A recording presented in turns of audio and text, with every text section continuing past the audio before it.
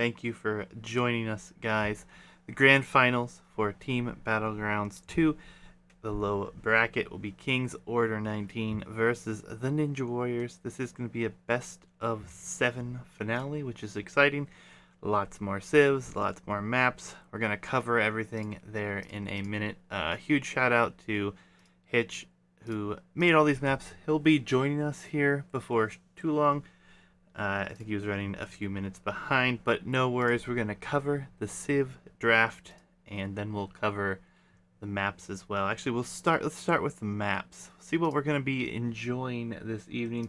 And let's go ahead and zoom that one in just a little bit more for you.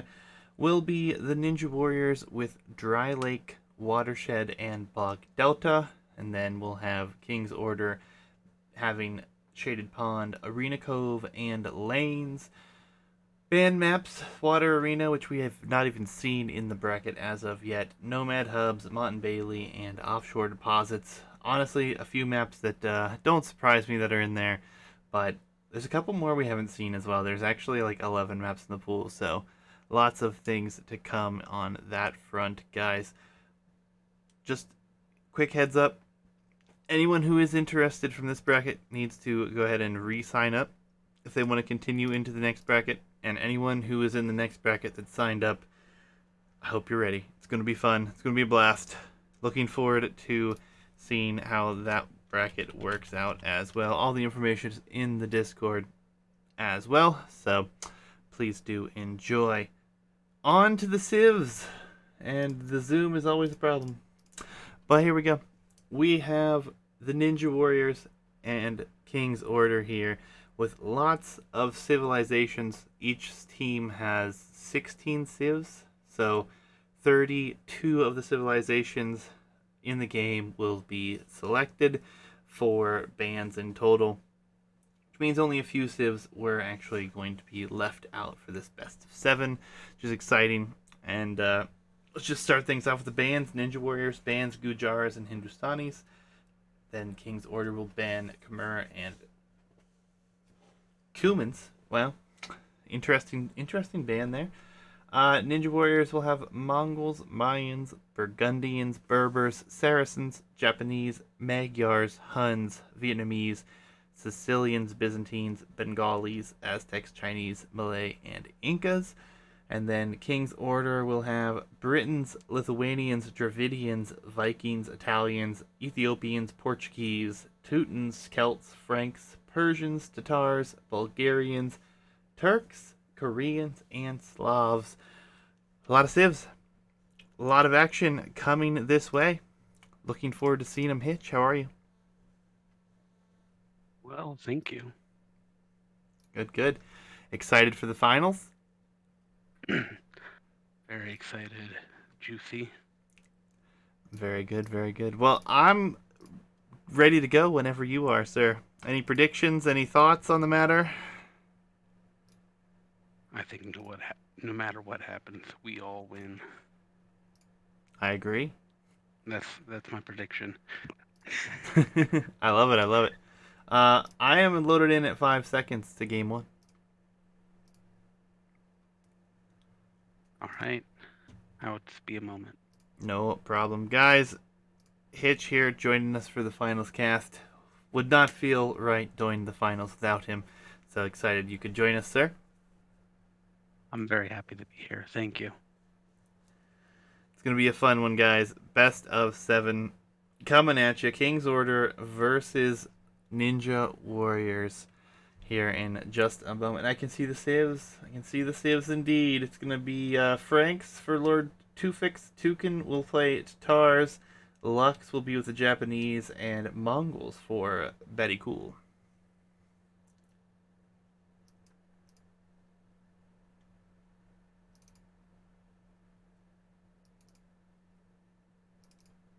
There are 100 deer on the map if anyone's interested in knowing that information. That's the ideal number, really. I like it. That's a lot of food. 14K to be precise. Okay.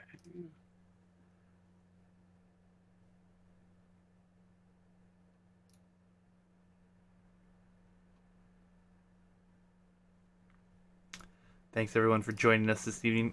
Hitch is loading into his game. We'll be synced up at 5 seconds, and then we'll go for game one here. Appreciate everyone who's been following the tournament thus far, and hope you guys enjoy the finals. I know I'm excited. Semifinals cast were the last two nights, and finals we're gonna have tonight. So Well, very I'm ready when you are. All right, 3, 2, 1, go. Game number 1 on Battlegrounds, guys. King's Order versus the Ninja Warriors is underway. What do you think about this Civ matchup here? Oh, Franks, Tartars, Mongols, Japanese. I think we've seen all these civs on this map, and you know, Mongols obviously good on so many maps with extra hunt. That's something to look out for here. Franks, there are extra berries here. I don't think that plays into the decision though. Yeah, I mean, it's an interesting choice here, but ultimately, I mean, like you said, berries are here. There's a lot of them on the map. Could come into play at some point, I suppose, but maybe nothing to be too concerned about. Tatars get that extra food on the herdables as well, which is quite nice. The question always with that though is, so do you get the herdables? So it's important to see if he is going out early for those extra turkey, as it were, on this map. Yeah, I mean, I think the way we've been seeing it during this bracket has been fairly interesting, but most players do end up scouting the mid, and if they're not scouting the mid, it's because they're pushing in the deer. As we see, Badikool is already pushing it in, not a surprise, as he is the Mongol player. Japanese, an interesting pick we have seen here by Lux before, and I think he just likes to go out early and get the cheaper costs for the mills there, which can't argue with that. Yeah, it's not necessarily the bonus you think of first when you think of Japanese. The only thing I'll say to that is it still feels weird playing Japanese on this map, in a best of 7, in a map pool that has so many water maps or hybrid maps. Yeah, I think there's been a lot of different choices for this map, and Japanese for a best of 7, maybe you are right, do not fit the bill here. A lot of other options for the hybrid maps, but Lux and Badikool have made the Japanese choice work out for them here. We've actually seen them do a man-at-arms into archers play a few times, and it has worked rather nicely for them, so maybe we'll see that from them.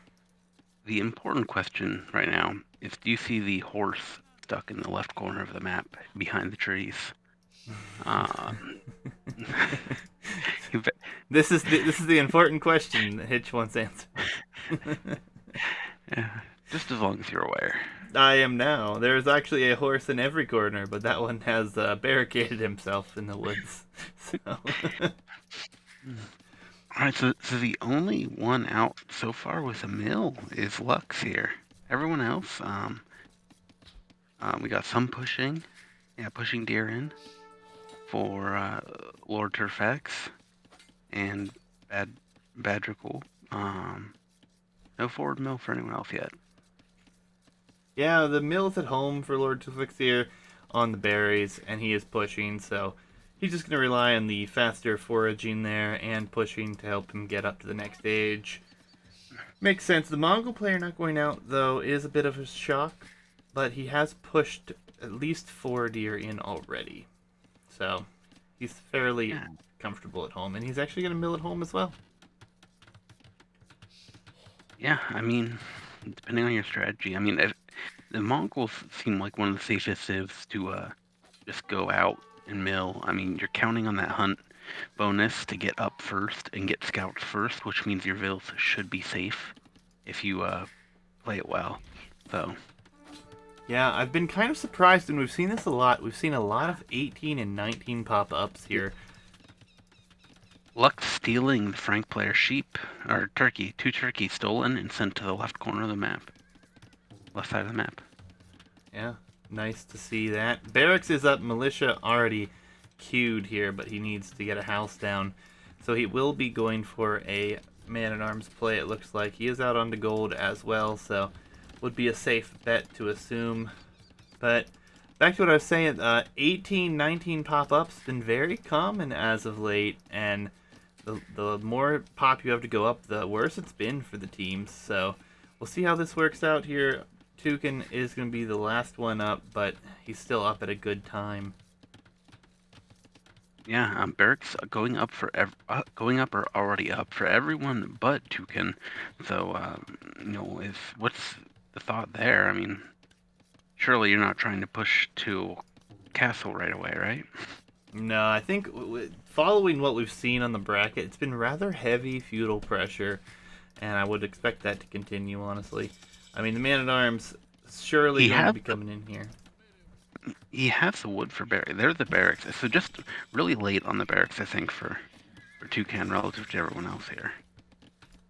Yeah, he's the last one going to be up, though, so it should be alright. Shouldn't be delayed at all. Man-at-Arms coming forward. Will be hard to find damage here, as we see the walls coming down rather quickly as these militia were spotted. Yeah, I mean, they could loop around to that wood line on the left. It's a little exposed, but yeah. And the berries are these villagers and the berries are the house goes up. Yeah. Same No. here, Shaman. Scout goes down for luck, so just the Man-at-Arms pressuring right now. But all things considered, I think he's going to be fairly safe. Man-at-Arms going to apply some pressure. Oh, he did not finish that palisade, though. And they will be in. Yep. There are scouts under production. Um, but Lux has already got Spear on the field, protecting his forward hunt. So good preemptive defense there. Yeah, scout numbers. Yeah. Scout numbers are getting rather considerable, though, here for Lord Tufix, though. And they do have bloodlines, or the equivalent bloodlines here for them, so they could clean this up relatively quickly if they choose to, but... Yeah, one scout... Sorry, yeah, one spearman is not enough to be comfortable against Frank and scouts here. Yeah, and actually, he's just going to go forward and pressure the gold for now. Gold will be abandoned. No vills lost. One still at risk here, though. Oh, like unfortunate damage from the teeth there. Man-at-Arms did lose some HP and lost one to the town center as well. And there will be a scout here to try to help deal with this. Green, 5 meanwhile... scouts at Toucan's base. Yeah, Toucan's under some pressure here. He does have one spear on the gold. He's going to put up a few palisade walls. Lots of scout production, though. Lot of scouts over here. These archers just keep getting picked off, too, it looks like.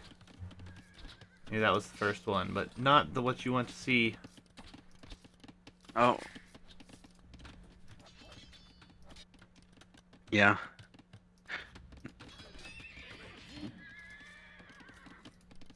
The men-at-arms still going. 2 men-at-arms still alive, attacking the stable for Lux here at Perfex's base.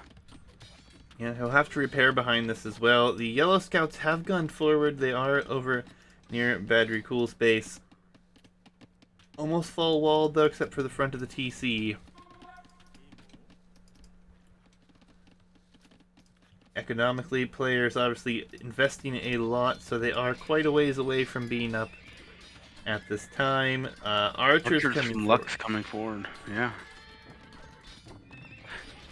And at the same time, Badger Cool scouts show up, so 2 players here on Lord Turfix. Yeah, the stable could go down. He's actually going to stonewall behind this, it looks like, and get some house walls up. Even just losing the stable is not, what you really want in this position, as the Franks. Yeah, he does have a few idle vills inside of the town center, too, which is not really what you want to see either. I mean, and important to note here, this is walling out the only gold that he had available, so all the gold is outside of this little ring of walls. So there will be no night production if Lord Turfix gets up. Yeah, and the real can't take care of this. That's a real concern, the amount of military that's here right now.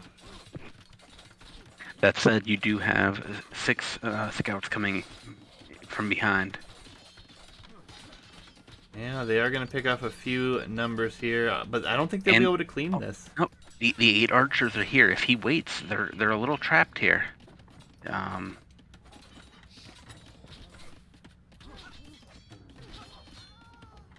Be yeah, I mean a the HP is definitely in favor of the the attackers here, but as the scouts all go down for Lord Turfix, now the archers are exposed. Yeah, you called it right.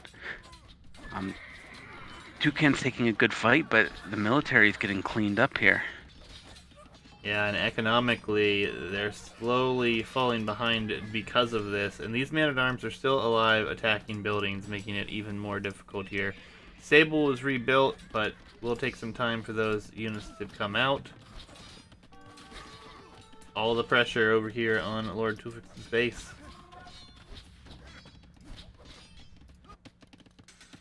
Archers for Orange here are up to the number of 12 at home. He needs to send those across. And oh, 4 vills are going to go out to the gold and be seen here.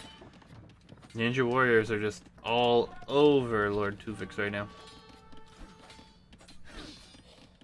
Yeah, destroy the palisade to get in. The scouts might follow in. Yep, Okay. scouts are in. They're going to run for the wood line. No, get out of the TC. Men at arms up getting close to breaking this house down too. Turfix just absolutely being beat down here. Yeah, the pressure has been relentless over here. Scouts will get cleaned up, but at what cost? And now the man-at-arms and the archers are in. The quick walls couldn't come down. Wood line will be completely I taken mean, care of here. and there's still 1 scout left. I mean, yeah.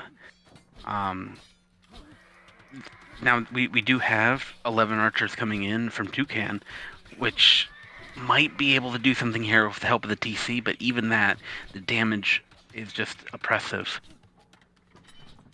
Yeah, it's not been good in these. Oh, a little bit of a trap here, actually. So they are going to try to kill as many of these archers as possible. But the man-at-arms will take care of that house. And honestly, blue and green here, probably very happy with what they've done. And these archers will go down here. I don't think there's any more scouts in production at the moment. It looks like we're just going to see bloodlines coming in as well as wheelbarrow. Castle Age very close here for Lux and for Batty Ghoul. Yeah, now for all that pain that we just saw, it could have been a lot worse. The team is only down 6 vills. That could have been so much worse. So, um, despite the pressure and being on the back foot, I think Toucan and Lord Turfix handled that well and are keeping themselves in the game. Yeah, Batty Cool is gonna snipe a villager here on the front, and maybe it doesn't look so bad, but we have 2 players underway to Castle Age, 2 players pretty far away. Toucan abusing the mark to get up. Lord Tufix, though, sitting at 300, almost 400 food, and only 160 gold to his name. Gonna be hard for him to get up. Good numbers of archers here messing up for Lux. Just waiting for crossbow. I mean, to go in for another round. Yeah, and he's up to, was it just 2 ranges? So, a lot of pressure gonna be coming forward here. And crossbow's gonna reach a lot of the economy here. These walls will not protect very much. Wouldn't mind a tower even on the gold that he's taking. Yeah, that gold's extremely vulnerable. I mean, Mongols are going to come in with something. It's not going to be pretty. Yeah. Good time to potentially get some revenge on this side. Toucan going forward with 10 archers of his own, but there is a tower on the gold here for Batty Cool in the back already. Yeah, the tower certainly makes it awkward for actually another group. There's going to be 21 archers here, and he is also about to hit. He's about a minute out from Castle Age, so you could see some real pressure on our Lux particle team for the first time. Tower being forced down the other side as Lux is coming with what will be Botkin and Crossbow. I don't think this tower goes up. There'll be no gold access for our Frank player if this does not go up. Yeah, he has to run. Still loses Vills. And he just clicked up the castle momentarily ago. 2 minutes out still. I think we're going to have to see those archers over here. And they're forward. And that's not going to do a whole lot. This town center being rushed down for Badrikul. There's a tower over here. Don't even know if these will find much of any kills, if any, at this point. Yeah, they fall back. TC's there. Well-timed TC protects the gold in that little bit of a wood line. Very frustrating for Dukan, who thought he was going to find an opportunity to pressure. Yep. I love look at this play. I love the 2 crossbows sitting on the back of this wood line, just to be annoying. If these villas go the wrong way, they're going to be hit. Great micro. Yeah, and the crossbows forward on the other side here are not finding much of any damage either, which makes it all the more worse for Lord Tufix, as he's not going to be able to get anything accomplished without gold. Yeah, and 7 knights here, and the number's only increasing. It really feels like Toucan missed a window he had there. Yep, knights will be moving out here soon too, as the archers decide to finally come back over here and help, as there's a king on the map. Lord Tufix is probably like, we're dead if I can't get cleaned up over here. We'll be able to afford 1 knight after selling some wood, maybe a second one going to be coming out, yeah. But ultimately these not with +2 yet, so still going to be kind of risky. This is definitely a map that the mobility is important, and I don't in any way disparage the crossbow knight combo, the classic that it is. But when you have to send your crossbow all the way across the map, you're just losing such valuable time. Yep, crossbows from Tukin will arrive, and they will send these guys packing, but for how long is the question. I mean, they're just going to retreat here. Gold going to be under control of the town center now for Lord Tufix, which is desperately needed at this point. But economically, the Ninja Warriors are pulling ahead here by a pretty significant margin.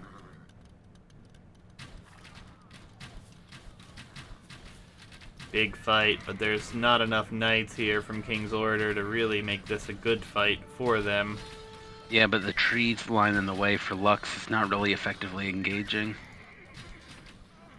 Ballistics in for both archer players now. But I think that Tukin gets cleaned up here, and King's Order will be left with very little military.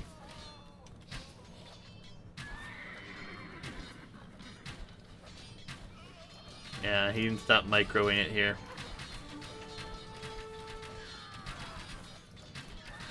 Behind this, it's going to be 3 TCs for both Lux and Badrikul, and a second TC now going up for Tukin. Second one already up here for Lord Tufix, but the gold on the back getting raided, and a few knights will find a few kills here as well. Yeah, it's a tough situation right now for the King's Order team. They're outnumbered militarily nearly 3-1. Yeah, and economically they're outnumbered by 31 villagers, or 30 villagers already, so... Like, that is not a pretty TC from Lord Turfix. I mean, it does what it has to do here, but that's not something you build when you're ahead, right? Absolutely, and a second group of archers going to be caught out here for Tukin. Not going to be killed probably, but oh, he stops micro. They will go down then. Lux absolutely dominating the gold piles in the middle of the map. I mean, he looks like he's extending forward to strangle Lord Tufix. Don't give him any gold to go forward to later. Yeah, and we're going to see all the crossbows, 35 of them already over here at Tukin's base as well. His golds are running out. He's got 3 tiles over here, and the GG will just come in.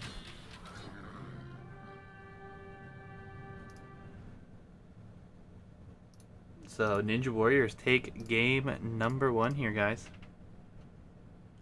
pretty impressive showing there for game one as well. Yeah, very competitive game. Definitely, had the edge for the Ninja Warriors, but um, King's Order handled the pressure incredibly well. Yeah, so Mongols and is it Japanese for the win. Then we had Franks, Tatars for the loss. Game two will be on a home map here for the King's Order team. Shaded Pond, Arena Cove, Lanes, their home maps. Just as a reminder, Ninja Warrior has Dry Lake, Watershed, and Bog Delta. Lots of civs to choose from. This is a best of 7 though, so we're not going to waste any time. We're going to dive into what will be game number 2 here in just a second, guys. And looks like we're going to Shaded Pond. It does appear to be the case. Shaded Pond's a fun map. We've seen a lot of great games on this one, guys. Looking forward to this one. I think both these teams have actually played it a few times now at this point, so I'm at 5 seconds when you're ready. I am ready. 3, 2, 1, go. Alright, guys. Aztecs for Lux, and then we have Magyars for Battery Cool, and then on the other side, Lord Tuflix with the Celts, and Lithuanians for Tukin. We've seen all of these civs on this map, actually. Lux, memorably so, sneaking a villager and getting some barracks up behind the enemy lines. Doing a good job of raiding. It's a very fun one to watch. Now, Yeah, I believe the Ninja Warriors did not chop through the last time we watched them, or maybe it was King's Order. Forget. One of these teams did not chop through, but it looks like King's Order already lumber camping here with the Lithuanian player and all that extra food, and we'll be trying to chop through and take advantage of that bonus very early. yeah. And there was a lot of discussion in the 1v1 tournament when this map was introduced about whether or not you go for the water. But I'd say in the 2v2 tournament so far, it seems to be a pretty decisive yes for going on to water for all players for the fish. Yeah, Lux and Battery Cool are not going to go on water, though. They're already setting up their lumber camps on the back. And this is what we saw from them last time. Pretty sure it was them, because we did have Lux with the Sneakville, which we're going to have to pay attention to. That could happen again here. We'll have to watch that eagle and see where it ends up. But And this is, I just love the choice this puts into the map. This little wood line, you wouldn't think being that important, but it's such a big choice right from the start of the map. There's going to be so much food access for Toucan and Lord Turfix, but will they be able to leverage that into something to be the more focused approach of all land from these other players? yeah, it's going to be really fun to watch. I mean, clearly with Lithuanians and Celts, I mean, the King's Order prioritizing chopping through as quickly as possible. Lithuanians being able to go out there so much earlier with all the food they start with, and then we have obviously the Celt chopping bonus being faster. And they're going to be to the water here really quickly. So, bit of an economic spike from them potentially in the early to late feudal age, or dark age, sorry. Looking forward to seeing how this one works out. I love the fact that one team is going for water and one is not. Makes it all the more interesting about how the strategic decisions were made. I mean, it's such a. I can definitely imagine strats where not going for water makes sense and works, but when it feels like such a risk, doesn't it? I mean, you're going to have more villagers. There's going to be a big vill lead for King's Order for the first, 30, 40 minutes of the game at least until PCs are up and well produced, right?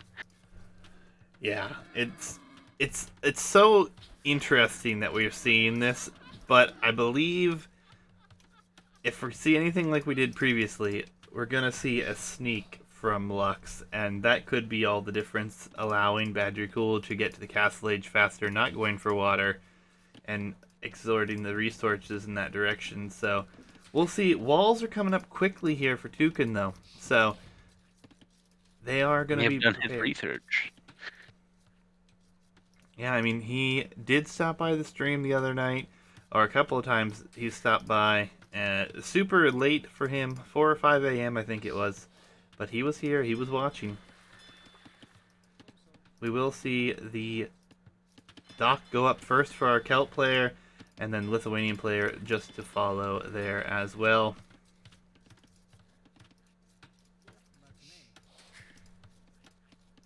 Meg, 5,600 food in the middle, free range for that's King's just Order. deep fish, right? Yeah, Yeah, that just the doesn't deep count fish. shorefish, so not that we see shorefish making a big difference here, but see if I can collect one.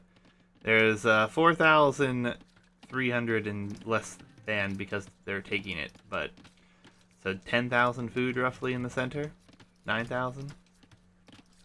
Pretty important. Population's going to come up really quickly here as well. Walls for Lord Tufix coming down quickly, which is going to be important because we see a very fast feudal age coming here from our Magyar player. Yeah, so we are not going to see a sneak here. Yeah, not with these walls. Heavy commitment to walls here for King's Order as well. I mean, I like it. I still think, you know, a lot of this it still feels like Oasis, which is obviously what the map's based on, and I just think it's such an easy wall off. To not do it seems weird. The double walling is something else from Lord Turfrix. Yeah, hard commitment to this. I think they may have done some homework because they expected a scout rush potentially. Which now that this has been seen, the walls have been seen, I think he's going to shift away from it. But I mean, you can see how much faster he was up. Everyone else still about a minute or so out. Another nice bonus we haven't mentioned, Aztecs do have that relic bonus, and that could come into play here. I mean, potentially 4 relics, rather easy to gather. It's only really 2 in question here. And then we have some extras in the mid, so we'll see if that comes into effect at all. But economically, you can already see the lead creeping up there for King's Order with all these fishing ships, as Lord Tufix, or Tukin now, going to double up on his walls as well. And it almost feels like that's the trade-off, right? Like they're taking the fish. King's Order's taking fish. And maybe Ninja is not taking fish. The idea is that they can pressure strong and feudal or early castle before the fish can make a difference. But King's Order seeming to really understand that. Double walling. At this rate, I wouldn't be surprised to see stone walls. They figure they just have to weather a storm, and the longer it goes on, the better they're going to have it for a while. Yeah, I honestly wouldn't even mind a galley from both players just to patrol the corners and prevent the other team from getting onto water at all. I think that could I would, be yeah, beautiful. I, I would love that beyond even just protecting the water and stopping anyone from getting through.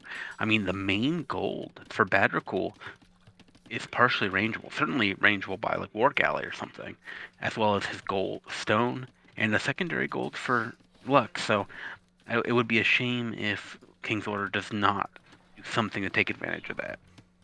Yeah, I mean, they're definitely taking advantage of the economy. They're up by 13 economic units, and all here is a galley from Lord Tufix.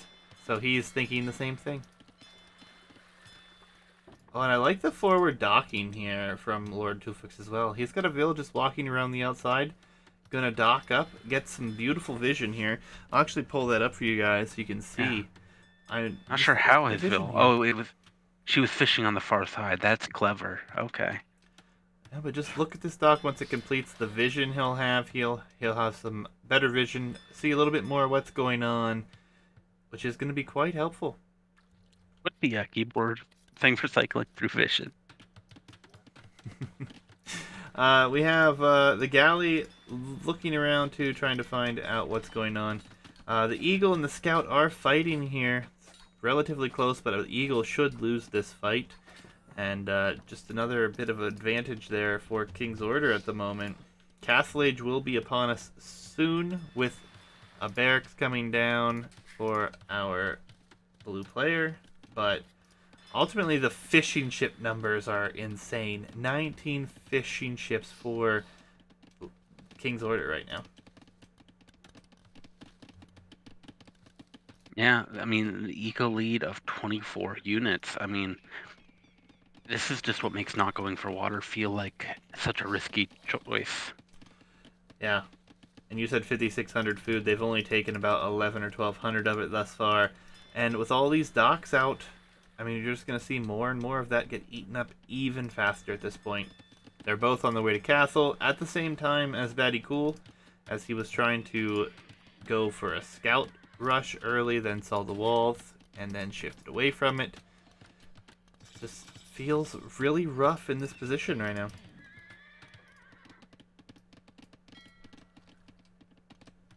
I mean, economically, the game is insanely lopsided towards King's Order at the moment.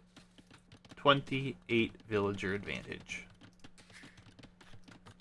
We are going to see a pretty heavy investment to Eagles here from Lux, though, as he will stay 1 TC. He'll go double mining camp and go very heavy Eagle pressure.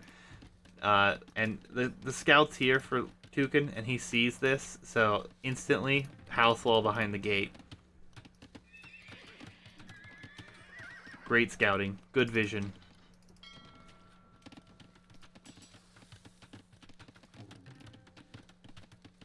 Yeah, Oh, I we have mean, another dock for Lord Tufix. He's really just gonna dock the whole pond. hey, I mean, maximum efficiency, and he's just building more and more fishing ships.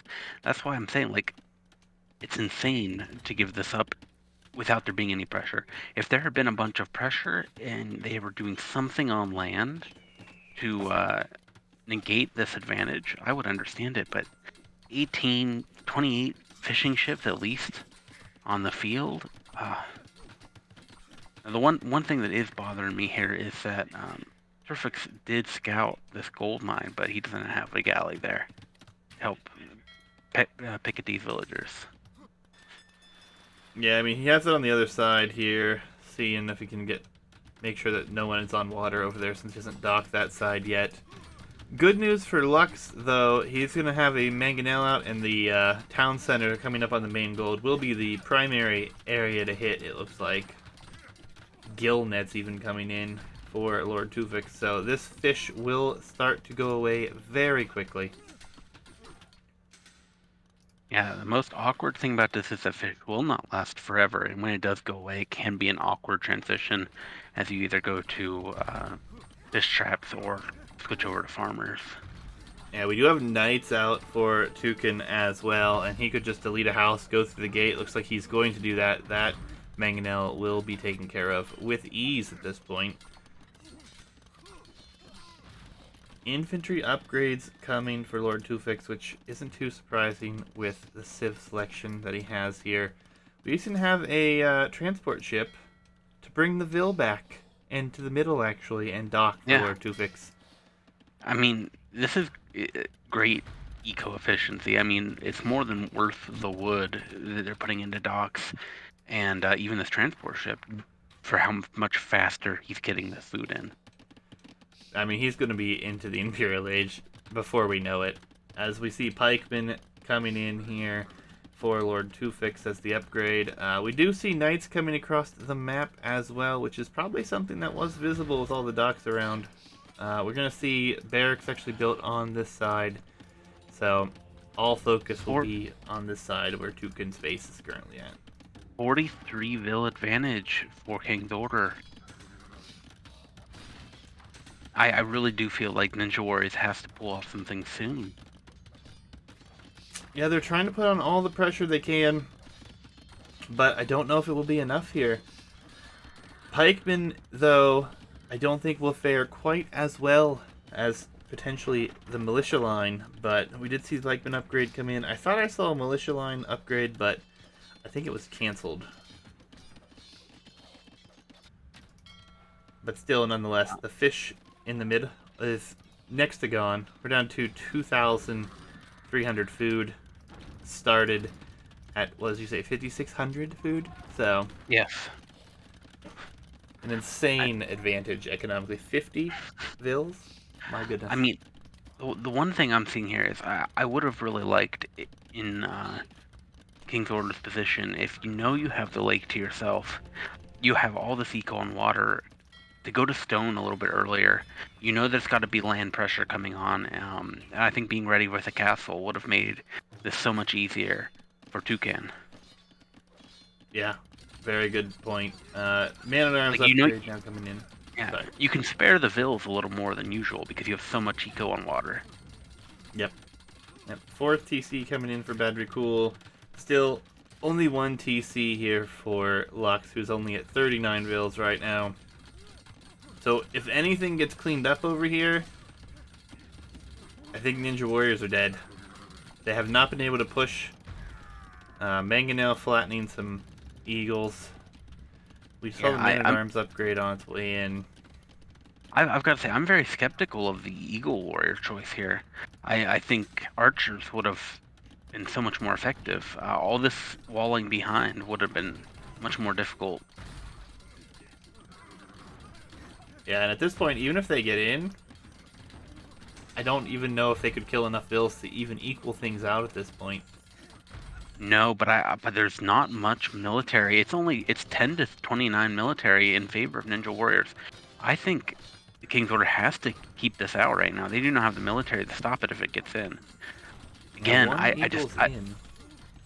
I think that you really needed a castle here. I think you've got 10 fishing ships. You could have spared 5 villagers on stone. Yep, castle up at home for Lord Tufix, who's creating Woad Raiders on this side as well. Mangonel still under pressure here. Mangonel Micro hasn't been in favor of Toucan. Lux has been doing a good job with that, but... And they're in. Eagles are in. Fighting under this TC against pikemen are not going to do much. There are not nearly enough knights here to stop this. Turfix has to get some help over. As the Woad Raiders are on their way. Yeah, Man at Arm upgrade was just selected again and then canceled again, so Woad Raiders are the choice, but there's only one castle. It's going to make it extremely difficult to produce enough. I think Man at Arms would have been the correct play here. So this is actually going to swing in a really nice position here for Lux, as he's going to get a lot of villager kills as the gold is just being ravaged right now. The Knights and Woads just aren't there. Yeah, I think you had to be ready with the castle. Very disappointing to see, but it's not, far from over. Still a huge vill lead, only 13 villagers dead. Which obviously only 13 villagers, but they still have a 30+ vill lead, so.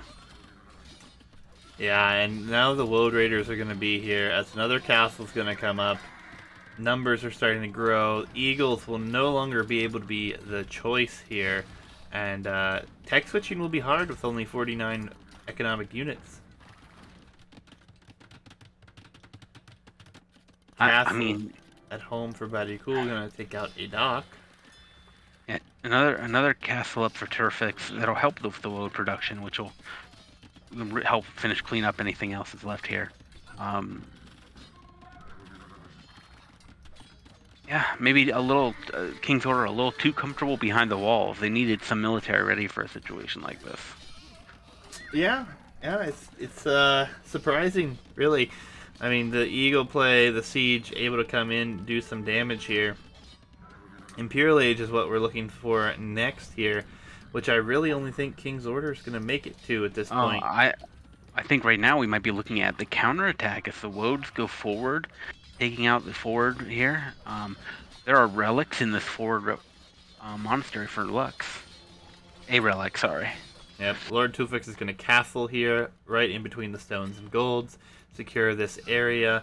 Monks not being paid enough attention to, not a single conversion will come in.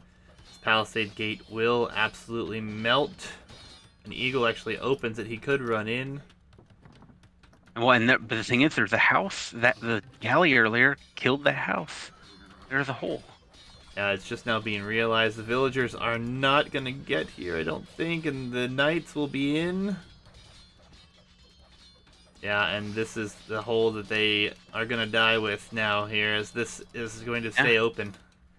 Hey, I was upset that that galley wasn't shooting the gold line earlier, but that galley just made a huge difference here. I mean, this is the difference not going on water makes, though, unfortunately, for Ninja Warriors. They were able to get in, they got 20 Vil kills, but it wasn't enough. They were still always 30 Vils behind. Now they're being completely overwhelmed, and the military has gone from 3-1 in advantage of Ninja Warriors to they're outnumbered by 7 times, 5 times by King's Order. This is Yeah, over. Castle just canceled out back and will be placed even farther forward. Villagers going down like crazy for Lux here, and this game is gonna be ending here very soon, based on what we're seeing.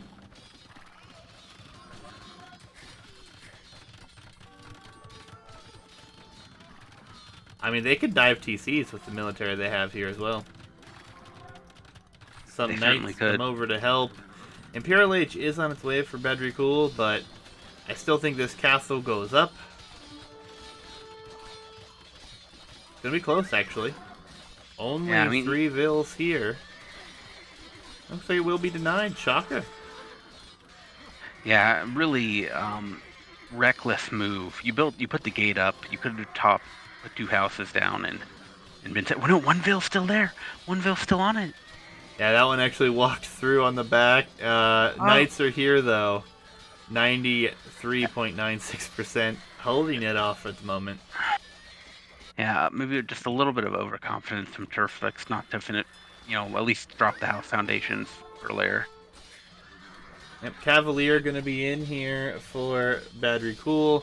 That is actually going to be a big deal, but the numbers aren't going to be there as Vils came forward. This will finish. More Vils will go down here for a Lux. And the production buildings are here as well, so it's going to be very difficult to hold the position. And we'll even see some Rams added here for Tukin.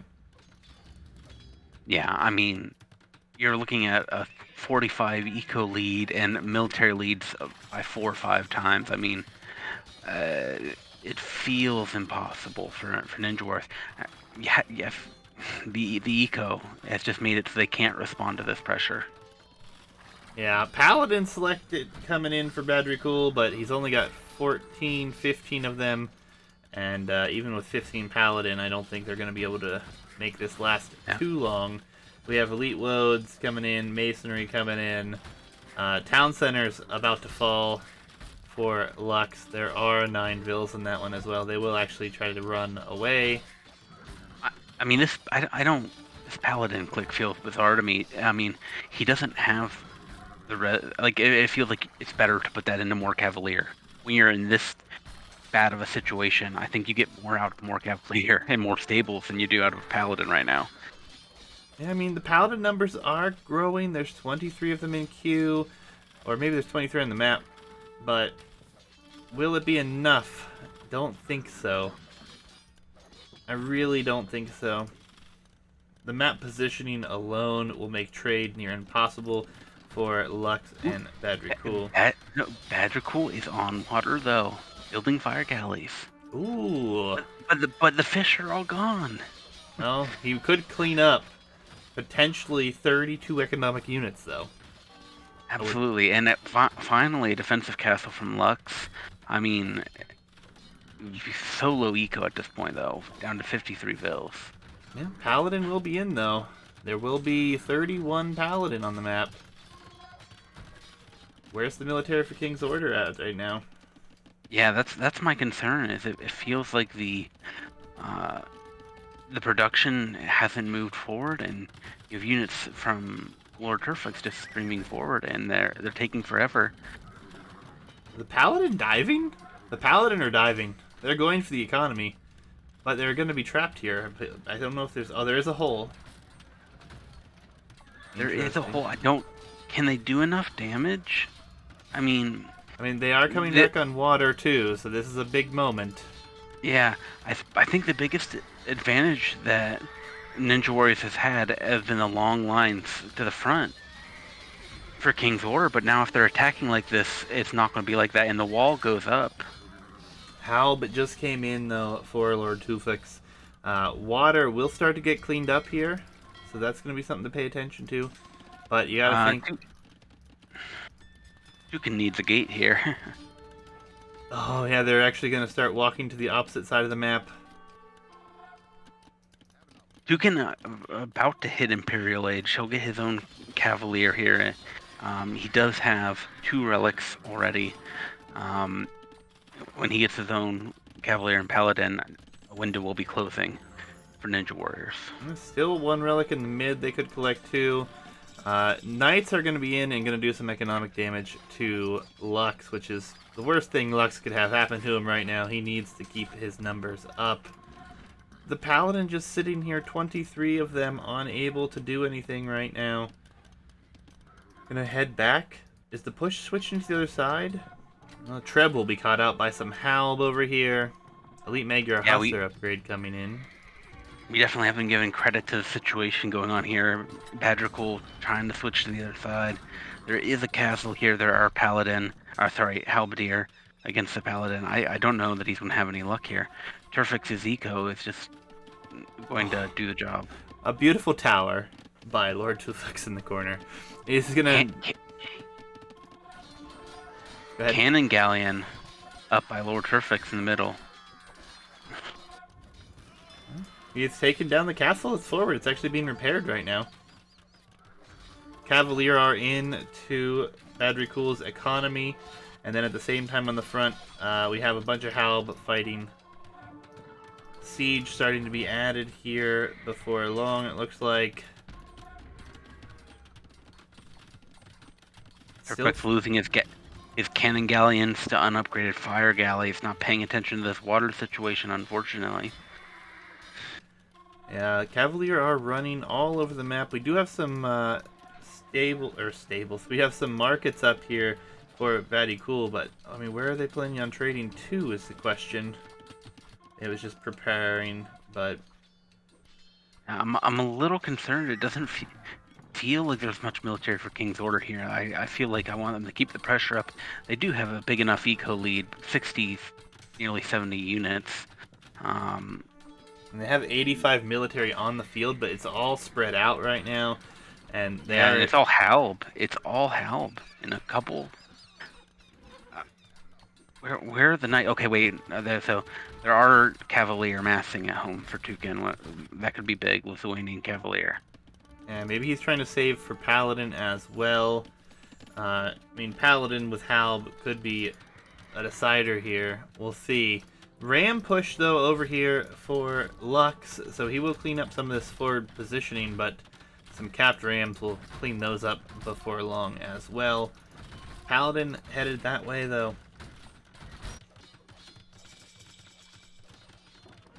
Siege Ram on its way in already here for Lord Tufix as well, so he will have quite a good comp with the Siege Pike. This forward, though, looks like it might get cleaned up.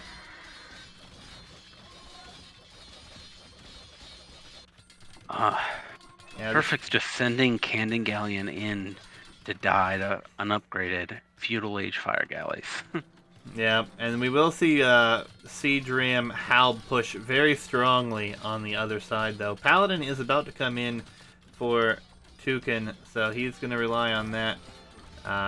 We see heavy Cav Archer potentially going to be coming in. Persinian Tactics on its way, and we start to see that switch come in for Badrikul right now. Yep, there's heavy Cav Archer. Paladin will be in soon, though, for Tukin, and he has 24 Lithuanian Cavalier with 2 relics behind this. Yeah, and Paladin will be in a minute and a half. I don't even know that the Badrikul's Paladin could get in before the upgrade comes in. Even if they did, it's only a few of them that are over here. I think the Cavalier could deal with it quite handily. Conscription also going to be coming in, which will help with the production. The Halberdier are running rampantly through this side over here as the Siege Rams are cleaning up some units, but Heavy Cav Archer, only a few on the field.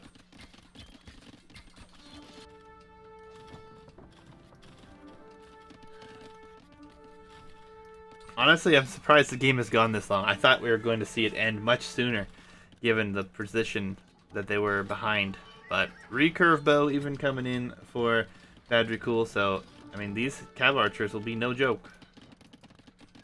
Yeah, I mean, I think there's a few things that could have been better. I think King's Order could have really, if they properly used water, if they kept um, control of the water, cannon galleons could have made a big difference in all this. And here comes a big push though But on this side as we see Furor Celtica and Ballistics coming in. Siege Ram with a ton of elite woads and halbs. I mean, the cav archers are here, but they're not running and they are going to be melting here. Oh yeah, he actually jumps in the castle to jump out on the other side.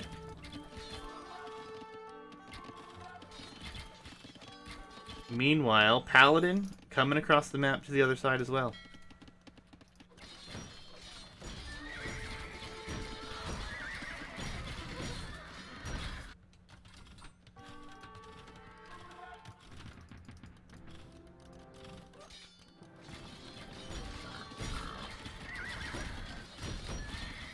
Things are getting cleaned up here. Hitch had to step away for a few minutes, guys. No worries. The Paladin from our Lithuanian player do arrive, though. And if they can fight on one side together, I think the Lithuanian Celt composition is going to be very difficult to kill, especially with the extra attack here.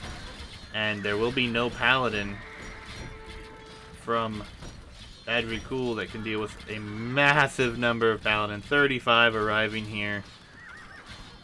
Lux is dealing with Siege Ram at home. He only has Eagle Warrior still, trying to go into Elite Eagles, but will be quite difficult.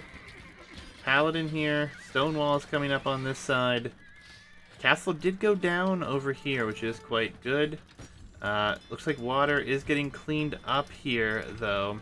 Means those cannon galleons could do a lot of work. And oh, the heavy cav archers just melted over here while I was looking away. What's up, Knowledge Man? How are you, dude? I haven't seen you in forever. Hope streaming's going well for you. I know you're playing some Escape from Tarkov I saw a few times. Good to see you, man. Fortified wall gonna be coming in. The push on this side is gonna be extremely hard to deal with. And the Paladin are just gonna push back here as well. There's some monks in the mix here. Magyar Hussar coming in. Are they elite? They are elite. That will be really good against the siege.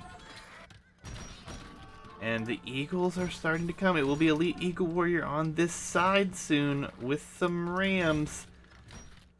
What a beautiful game we have here. Yeah, now I can't leave Age. I enjoy it too much, to be honest. Elite Eagle Warrior is in. This forward is getting cleared on this side. And on the other side, progress has been made, but not a ton. That castle should go down. This castle is going to be in danger of going down. Will be 3 siege rams here. Monks doing a great job to do converting on this side. But all in all, we need the reinforcements on this side, or we need a push on the other side for this to really come into play. This is going to go down, though, and that has been a big stalling point here as Siege Ram continues to go forward. Elite Eagle Warriors on this side will be headed forward with Trebs and some capped rams, so attention will be changing as far as which side is which here. I mean, the Cavalier or the Paladin numbers are only 24. Where are all these Paladin? They're just streaming across over here. So this attack over here gonna warrant a lot of attention. How many eagles do we have here? 35 eagles. They're elite. Maybe they're going to the other side. Where are these eagles going? I don't know. Another castle potentially gonna go down here as Badrikul is losing pop rapidly, and this could be the killer over here. I mean, honestly, if the production just stops and stays here, Paladin could be huge. Hoardings is coming in as well. But the economy over here, getting decimated, honestly. Petards! Oh, this must have been a misclick. We have Petars queued in this castle. Siege, Ram, Halb, and Paladin just pushing away on this side. Yellow is pinging over here, saying pay attention over here, so probably reinforcements going to be stopping on to this side. Lux abusing the market a bit, but again, the economy and everything for Bedricool just dropping. The elite Eagle Warriors will show up, though, but Bedricool calls it. Finally. Sorry, I don't know when you're coming back, so I just kept talking, man. No, you were supposed to keep talking. It finally wasn't about you. It was about that game. Yeah, King's Order takes So, this one. sorry, everyone, I had to step away there for a time. But what finally finished there? It's just a Halberd and Rams continue pushing forward.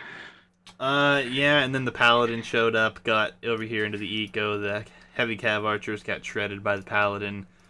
Water got cleaned up here for Bedricool. And then the push, and I think just the economic side of things for Lux just was not enough at the right times. So, Yeah, I mean, I think that game was just a condemnation of not going on water, at least in the 2v2 version of this. Um, the eco felt like the deciding factor. yeah, it was pretty lit though. It was a great game, guys. Ending up that way it makes it interesting. We have a 1-1 tie now. I'm gonna switch over to the screen here. Again, this is best of 7. We're not gonna spend a whole lot of time in between. Magyars and Aztecs for the loss. We have Lithuanians and Celts with the win, which means we will be heading to a home map here for the Ninja Warriors, which will be Dry Lake, Watershed, or Bog Delta, guys. And we're going to dive into game number 3 here in just a moment. My oh my. Bog Ready when you are. Delta? Bog Delta's been exciting. We've seen some fun games on Bog Delta. At least one that comes to mind for sure. Alright, I'm at 5 seconds. 3, 2, 1, go. Bog Delta. Lux with the Incas here. And then we have Bedricool with the Sicilians. On the other side, Tucan going for Portuguese. And then we have Lord Tufix with the Britons. So I think they figured out the civs they wanted on each side. Yes? Yeah, it does look like we finally, at least for the finalists, have figured out how it works. Lobby or by your team, everyone. So they got it right. Yeah. Spectacular news. Britons and Portuguese against Incas and Sicilians. What a fun matchup. I think I would have to favor Britons and Portuguese, though, personally. So we'll see how this one goes. An insane set thus far. 1-1 split here, guys. I mean, The only disappointment so far in this set is that they went with Bog Delta first instead of Watershed or Dry Lakes, 2 maps that we haven't seen, I believe. well, the good news is as long as this goes deep, we're going to see pretty much every map we haven't seen except for Shallow Sandwich and Water Arena. Water Arena is a hated map, apparently, amongst everyone, so we'll see how that one works out in the future. Hey, we gotta have some map for someone to ban, right? Maybe we may have to reconsider that one, but we'll see. We'll see. I do like it for the map pool. I'm hoping that someone ends up picking it at some point, though. Ooh, Lux forward with the Eagle, and Lord Tufix knows about this. He saw this. He's coming for the Eagle here. The Eagle will just turn and run. He's not even going to try to bring that in. He knew he was spotted after he saw the scout. I think the Eagle goes down here too. Maybe not. He can heal up an Eagle, so taking some HP loss is not the end of the world there. I like Lux being aggressive with the scout, though, nice and early here.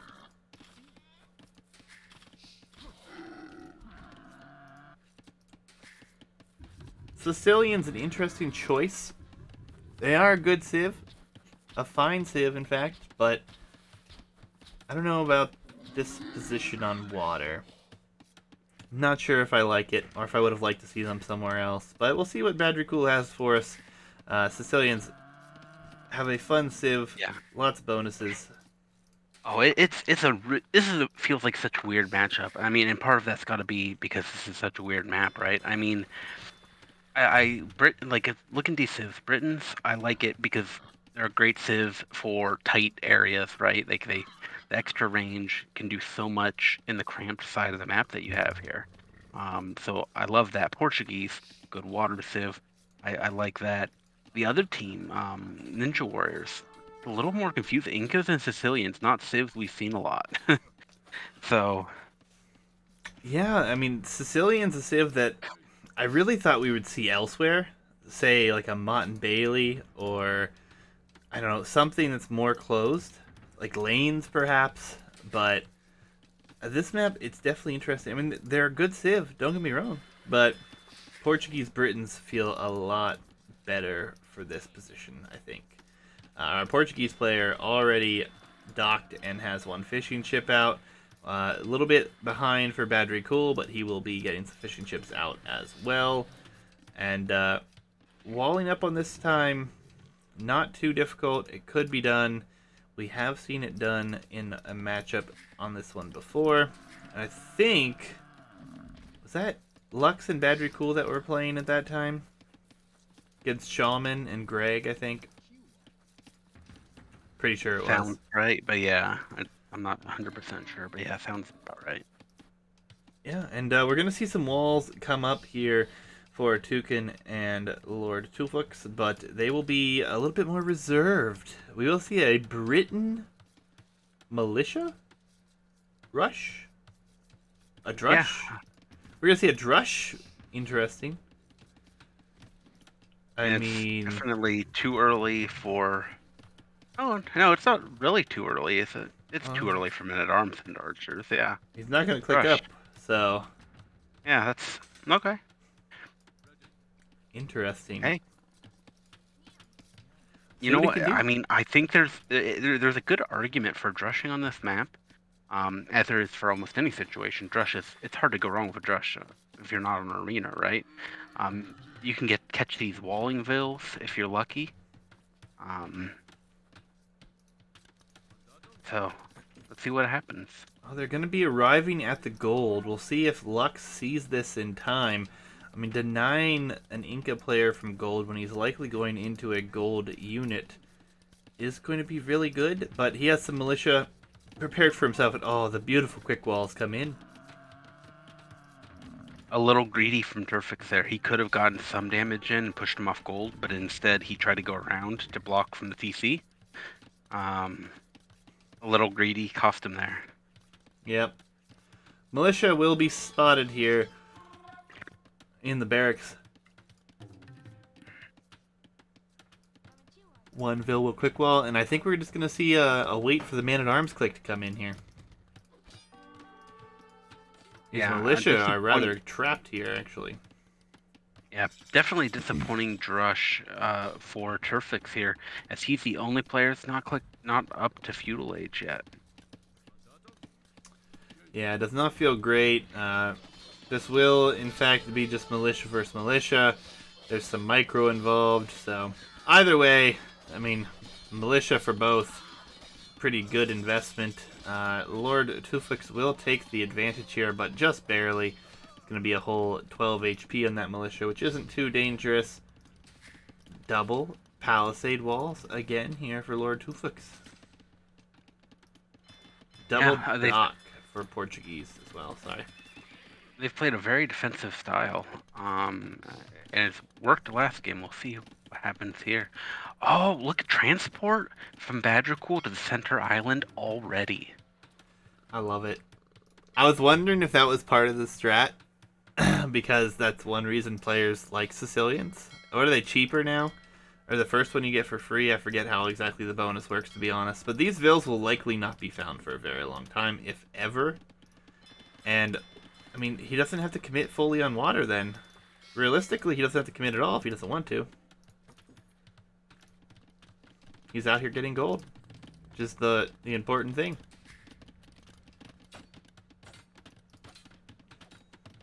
Fire gonna be here faster. It's actually a galley start for Toucan. I love it.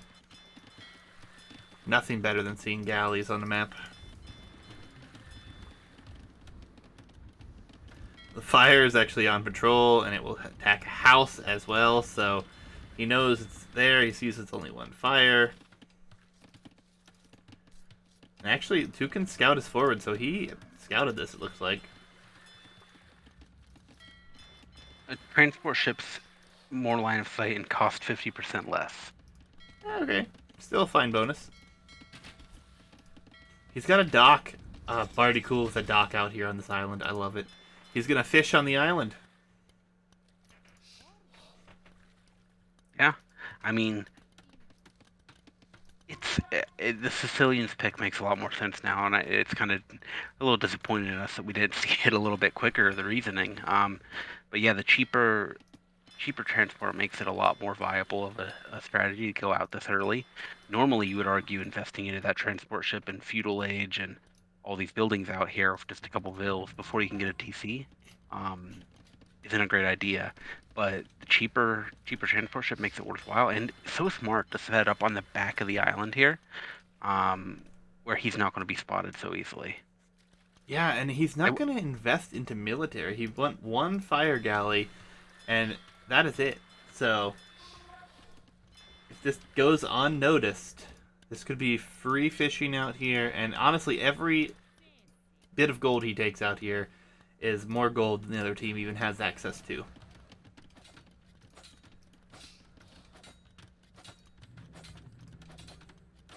Castle Age coming in first for Lord Tufix. So, with a Drush FC, he will be safely sitting at home now.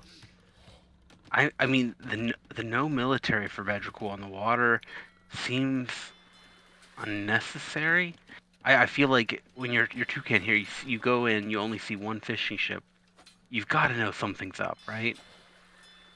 Yeah, I mean, you would think, but maybe they plan on distracting. They are at Toucan's base, so they're going to try to pull him that way. And actually, is that palisade alone there? He may be able to get through if he gets into that palisade. Yeah, there's a gap. There is a gap. And the galleys are just sitting on the wood line right now. They're not even attacking the dock. So far, Toucan not expecting this move out here. Yeah, and there's actually deer in between there now. So one deer will be trapped in here. House being built behind now. But we will have crossbows coming out. These archers shouldn't get home for Lux.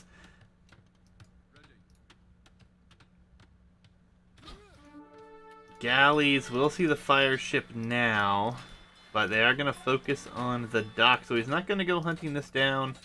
Scouts make a nice play, trying to attack the palisades over here, but this will be walled up. This is a bog terrain. It is wallable. Britain crossbows forward. Yeah, I mean, and we did just talk about this. I mean, the range. Britons are great in situations like this, so you're going to need to see some kind of land military from Ninja Warriors as a response. They're going to be in this palisade gate, no question here, and now both of the economies are exposed. The gold that's being taken for Bedrickle and land is here, and then a tower being forced by Lux on to the gold. And honestly, a couple towers might be needed for him to actually keep his economy somewhat safe here. Oh, and he's getting foraging. He's going eagles again. Lux is a man who likes eagles. I think eagles make a lot more sense this game, though. I agree. I do agree with that. And Toucan cleaned up the one fishing ships, or maybe it was sent away, actually. These galleys have any kills? They have 2 kills, 1 economic, so they killed the one fishing ship. And we'll see what he does with those. I just hope Toucan has the mental time to think about what's happened over here. Only one fishing ship, if he saw, has to be suspicious, but he might not have been paying attention. He might have thought he killed more when he wasn't looking. Yeah, and another thing on this map that I'm more and more surprised about is these galleys are not being used as I would think they would be. As archers are here for Lux, will get cleaned up by the galleys nonetheless. But controlling the mid with patrolling galleys could be really nice here. Yeah, Uh, but I mean, you don't need to right now when you're the one pressuring. When you have crossbow threatening, gold and farms. yeah, that's true. And Cool is just now hitting the castle age. He will create some knights, no doubt, but he's not on gold at home now, just out on the island. That's still gone unnoticed. Galleys do come across the mid for now, so he does not expect this to be out here. So there are, what do we have? 7 fishing ships, 2 villagers out here. A town center could be built out here, as well as a monastery, and gold could flow very nicely for Cool. Yeah, I mean, and don't forget the Sicilians also well famed for their speed at which they put up castles. I mean, there's no reason with a TC out here you don't go onto stone and drop castles and really lock down this gold. Yeah, Eagles are here. They are Eagle Warrior now, but still lacking some upgrades. Town Center will be rushed up on this gold at home for Cool. Eagle numbers not really there without the upgrades. I don't think they're going to take this fight well, but the Stonevilles will go down here.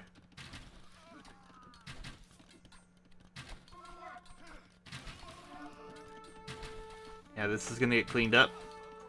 The crossbows will be able to hold for the time being, and ultimately, it's going to be interesting to see if Cool makes this pay off out here. Another dock built. Overall, I feel like a really disappointing performance so far for these crossbow. There's been very little eco damage actually done, though the idle time's nothing to ignore.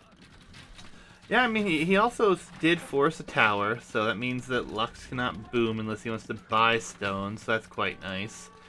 One thing I'm disappointed with, though, no villagers on stone for our Britain player, so he won't be able to get that Yeoman upgrade anytime soon. And indeed, Lux is buying stone. And why hesitate when his team has all this gold access? He'll get it back later. Yeah, Vills are going down here, though. Britain range. These are not safe. There are a massive number of crossbows here now. Knights joining the party as well. Portuguese knights, but they will do the job. Fishing ship numbers, 10 of them here for our Portuguese, 7 for Cool.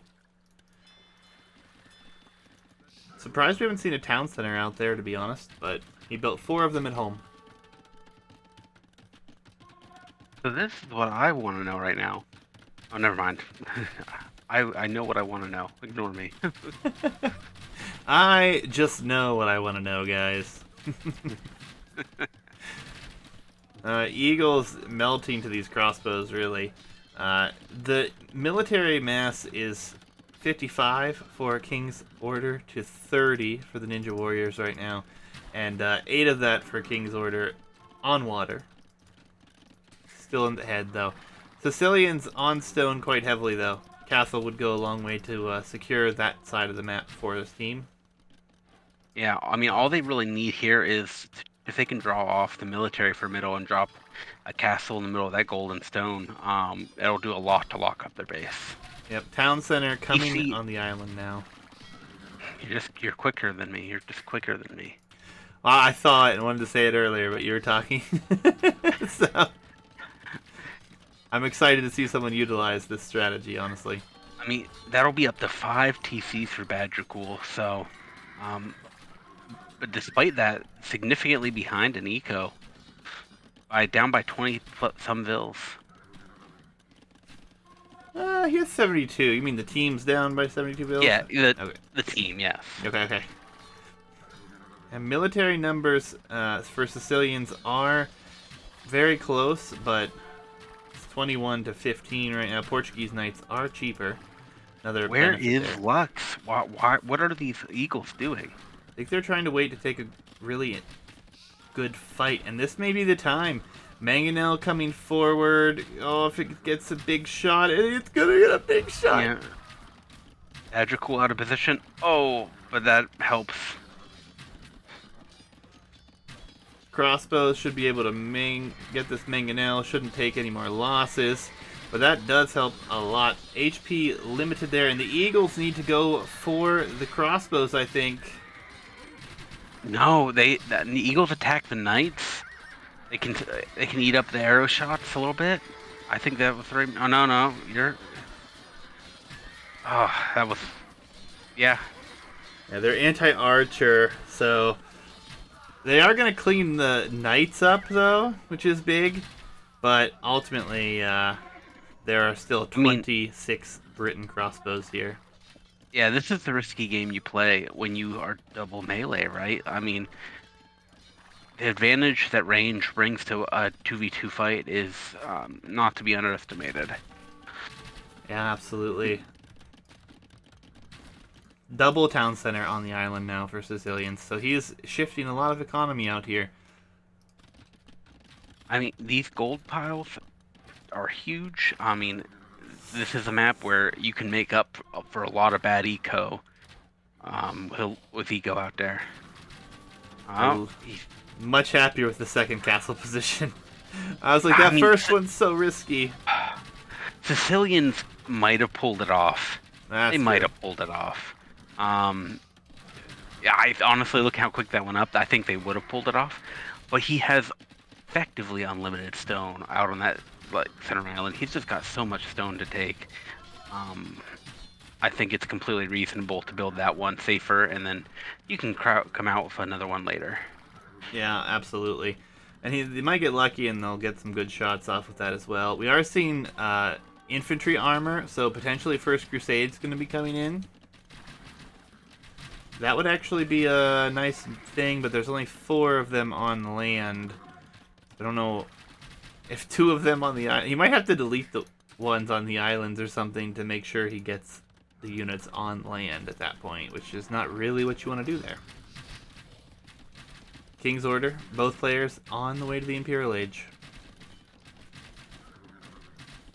Oh, that's very forward castle. Where are the vills? How many? Okay, he's sending a lot. First Crusade. All right, so First Crusade's gonna be in. He does have a transport ship out here, so he could transport some units.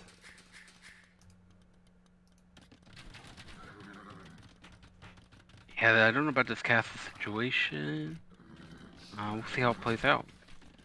I think this castle goes up. Oh, No it question. definitely goes up.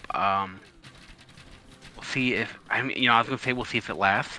But look, King's Order both going up to Imperial, while Ninja Warriors are stuck in Castle for the moment.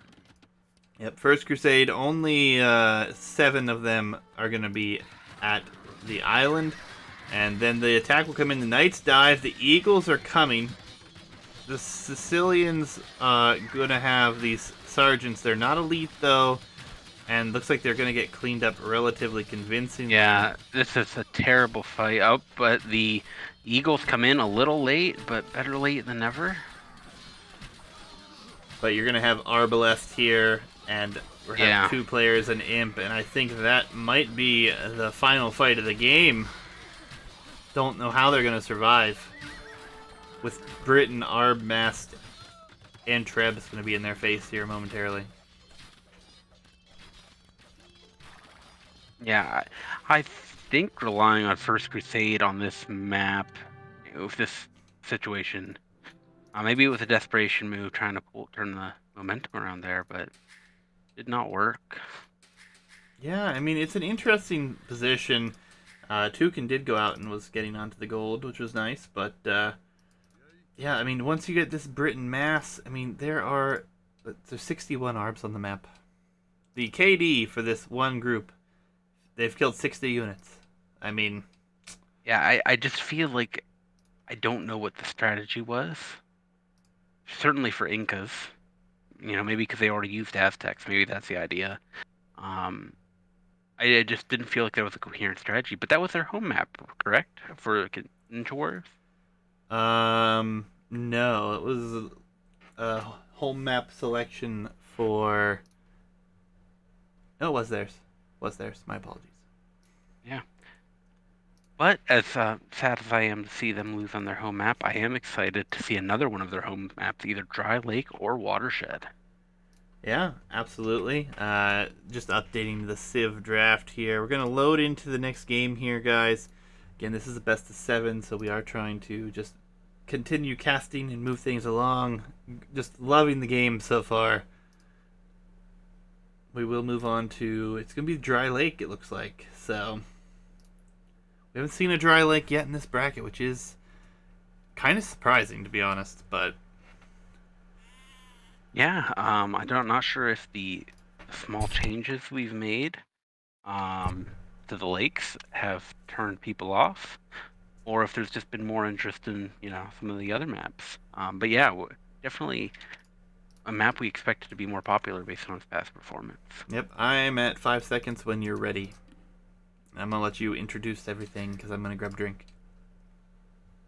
All right. Well, are you gonna hit play or before you go? Yeah, yeah. 3, 2, I'm ready. 1, go. All right, everyone. Well, while Juicy stays hydrated, we will introduce the updated Dry Lakes. Um, he- for those of you who've seen Dry Lakes before, you'll recognize the overall shape, but see the difference right off the way. We used to have one small pond of water in the middle, but we've changed that. It didn't really come into play much. So we've added a couple small, more than a couple, but all these little small shallows around, each with a couple shore fish, um, to provide a little more interest. Now there's reason to go out. Now there's reason, um, you can more reasonably take these shore fish without going to the middle. And it certainly makes it harder to wall up. Between the cracked terrain and the shallows, this map is not easy to wall up. Not at all. Quick note: Berbers laming. Oh, rivers are aiming. Unable to get the boar, but you're gonna take out 2 deer at least. Yeah. And did we change the trees on this too? We really We made this did. hard to wall. We did. We made this a very Yeah. unwallable map. And maybe that's the difference. I mean, very difficult to wall. You're very open, very exposed. Yeah, there are a lot of resources around your starting town center, though. Golds and stones a little bit more sparse than you would normally see, but there's still plenty of food, and you can definitely get to the next age. Really thought we'd see more of like man at arms towers, maybe even scout play only on this one, but yeah, it's been interesting. We haven't seen it yet, so happy to see the first one of the bracket here in the finals, actually. Yeah, and laming definitely makes sense with this open of a map, with this close of a start. We have also added a lot more gold to the outside of the map. So the late games fights on this map will go a little bit more gold heavy than they used to. Yeah, this used to be a very like trash war map. Oh, Lux is laming the gold though, so he's gonna be forward and try to lame some resources as well. So Lux and Batty Cool, I like it. They're bringing the forward pressure. They're trying to push players off of their comfort zone. And yeah, Yeah, look, killing deer. I mean, and this is a map where it's a little. I mean, it's brutal to do this too because I mean you have so few gold at home. You have so little food when you lose all these deer like this. yeah, was this tons of deer killed, and we also have Lux and Batty Cool walling in resources, which is interesting. Haven't seen that just in a long time, actually. So, laming is permitted on this tournament. It's makes it more interesting, in my opinion. This is a pretty hard lame, though, man. This is gonna be hard to deal with. But these deer are just decaying. You can still take the food from them. More concerned about the golds and the stone that's getting walled up here for King's Order. Yeah, this almost makes me think that thinning out the wood lines was a step too far. Um, maybe in the next version of the map, we solidify the wood lines, and it'll be a little easier to defend yourself. Maybe. I mean, wouldn't hurt. Maybe, I guess. We'll talk about that after the Yeah. tournament's over. But I don't even think it's Oof. not even the wood lines that are the problem, though. It's just the simple thing that res is forward. Yeah, I mean, and that's always been the case on this map. Yeah, maybe instead of horses, we actually give scouts even instead of changing the wood lines. That way, it's defendable. Yeah, that might be the way to go. We'll figure it out. Yeah. I mean, currently, I'm just excited to see what we're going to see. Bulgarians, Man at Arms coming instantly in the next stage, so I'm guessing that's what we're going to see here. He does have 1 gold still available to him. The gold and stones in the back walled up. There are a lot of res on the outside of the map as well. Players will likely be moving out, and like you mentioned, we did increase the gold count quite a bit on this map, to be fair. This is just brutal, though. I mean, this is the hardest flaming we've seen in any of our tournaments, any game, I think. I mean, double food, double gold, all. Yeah, It hurt. it is a lot. It really is a lot. But hey, I like it. It's making it interesting. King's Order Militia, are ahead. militia coming out from Lord Turfix. He does not want to allow this. Oh, he's going to stop this last wall up of his gold, maybe, if he's lucky. Yeah, I mean, he should be fine here. Those will be Man at Arms in 20 seconds. But, Oh, and horse blocking.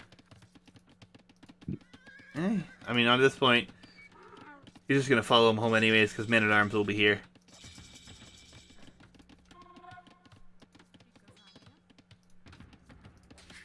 All right. I guess it's up to King's Order now to respond to this flaming. And how will they do it? Yeah, I mean, interestingly, the gold at Lux's walled in over here for Toucan is still takeable. So he will still have that gold. If he would have lost that one, it would have been really devastating for him, I think, going to Archers. He would have had to switch and go into potentially Scouts or Man-at-Arms of his own. But all things considered, so far the Lames, maybe just a little bit more investment, put them behind a little bit, potentially. Yeah, I mean, they are a lot slower up, but but the only pressure is 3-minute arms forward. They've already killed that one Veil, though, and they will be here and dealing some damage. Not going to get any kills, doesn't look like, but getting some HP losses. This is making 8 Veils run to the north here for Batty Cool, though. So this could be a little bit more than he had bargained for with that. And, oh, there's the hole. The wood line, there's a hole, but it was noticed. Scouts going to be the Berber choice. Not too surprising here. Behind this... What? behind the Scouts for Bulgarians as well. What were you going to ask? I was going to say, is this the Toucan in chat coming to tell us how rage they were about the flaming? No spoilers, but he can speak on the matter. I like what Lux is doing here, though. He's going to build a defensive tower on his gold, so he realizes that's going to be under threat here. Man-at-Arms walked into the TC a bit, it looks like. But, I mean, Batty Cool, for all the laming, is going to be very, very spread out. He's going to have 8 Lumberjacks in the north corner now. I mean, for all the laming, though, I feel like they just put them behind. Archers are forward. Man-at-Arms were forward. They're actually at the stable with a spear. And scout production will begin behind this. This stable's not going to last very long. No. I don't know. I don't know that the laming put them behind here. It just feels like maybe the follow-up plan wasn't great or the execution was too slow. I don't feel like they invested that much into the laming. 1 Vil each, right? Yeah, it's true. I love these houses for Lord Tulfux. He's like blocking part of the map off here. Just being annoying. Lux will bring archers over to help, actually. They want to try to clean this up. But And if nothing else, so far, King's Order has been the eco team so far this tournament or the set. I think the tournament is properly set as well. They've been really good with their economies. Toucan is going to lose his archers to the scouts here for Batty Cool. Villager will survive with 1 HP. Oh, can't believe that got let go. But Man-at-Arms and Scouts are returning home here. All in all, it's 5-vil advantage here for King's Order at the moment. Militarily, they got 4 more units on the map as well. Pretty close thus far. Scouts and archers for Ninja Warriors are coming over to Lord Tufix's base, though, and he will be forced to defend this. Toucan's archers are going to be headed that way now, so they are communicating well here. They know where the enemy is, and yeah, the only problem now is this wood line that has to be defended or ran, and he's going to choose to run, which makes sense. Man, box formation with men-at-arms, spearmen, and scouts is beautiful. They're going to take this fight, and I mean, I feel like Batty Cool and Lux are going to lose this fight rather convincingly here.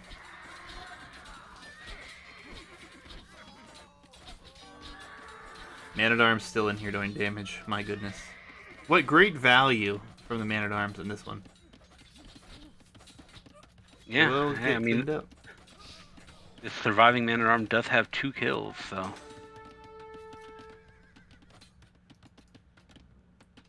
Economically, again, King's Order is ahead. Archer numbers were pretty decimated here, and even more of them will go down.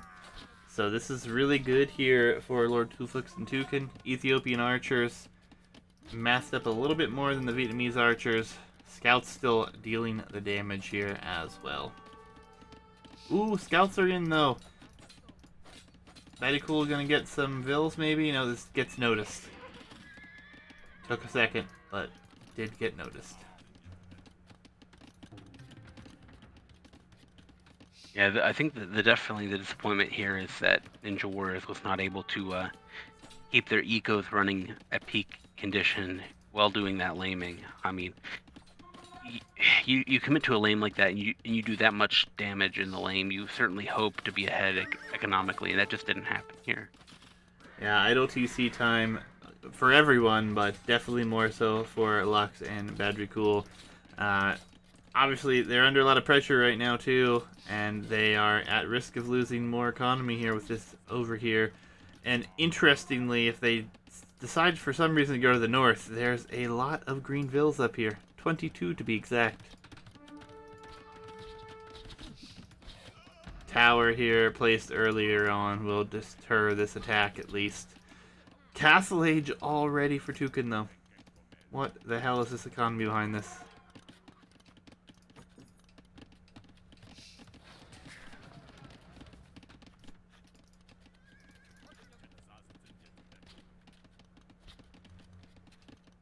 Now, Go ahead.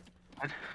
I was going to say Castle Age is far away for everyone else here. I do not exactly understand how he was able to afford all this, but he does have 18 farms, and everyone else is just getting up to that number. Really, Lord Tufix the only one with more. Yeah, he's been making archers. He's been stockpiling all that food. That's how he did it. Hopefully, he's got a nice little ball of archers here. He could accomplish a whole lot with this lead to Castle Age that he has. I do Yeah. love how the more open style of this map has made there be so much more maneuver than I think we've seen on this map before. I feel like there's 10 groups of units at a time, and it's hard to keep track of what's going on where. Yeah, absolutely. While you've been talking, yellow here has just been destroying economy over here for green, and he's got a good number of light cav still alive, or not light cav, but scouts. Could see light cav. Definitely see light cav. At some point. Okay.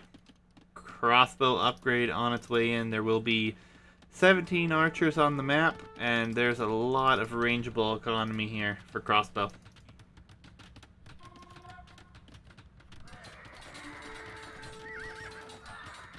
They're actually going to come over here and just try to clean up the military for Lux and Badgy Cool. Tower is going to go down here on the gold, or what's left of it, so it's going to be a rough time to fight. Pulling economy off the woodline already as the scouts have ran free. Lord Tufix is going to dive on these archers, maybe? Nope, turns back. Second town center on the outside for Tukin. Yeah, a big eco out on the back from Badgercool. If that tower just feels so safe, I really like that. Yeah, I mean, they have to know something's up, though, because there's literally like 3 vills on the mid here for Badry Cool. So if those scouts wander up in that direction, could be very devastating. Yeah, well, the tower is. I don't know if I love him sending all the eco to the same corner. Maybe you could have spread it out at least and put some of it on another corner. Yeah, but the crossbows and scouts diving on the wood line in the tower here, and for some reason it feels like it went unnoticed because so many vills just went down here. This tower, honestly, he's probably just going to try to sit under it. They're going to kill it. Lux is in a really rough position now. Ninja Warriors looking in trouble here. For all their laming attempts, everything going on, the eco is running. Yeah, and this time they don't have. They're not going to be able to get away so easily.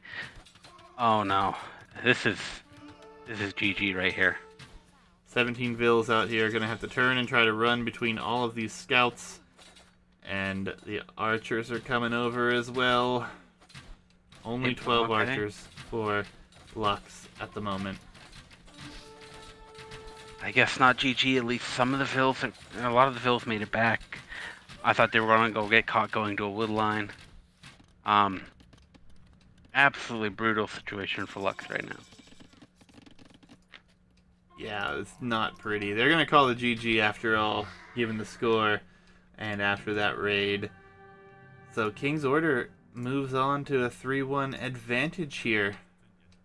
Yeah, What? betting it all on the laming, I think, and unfortunately for them, they just did not have the kind of results we hoped for. Yeah, definitely an interesting one.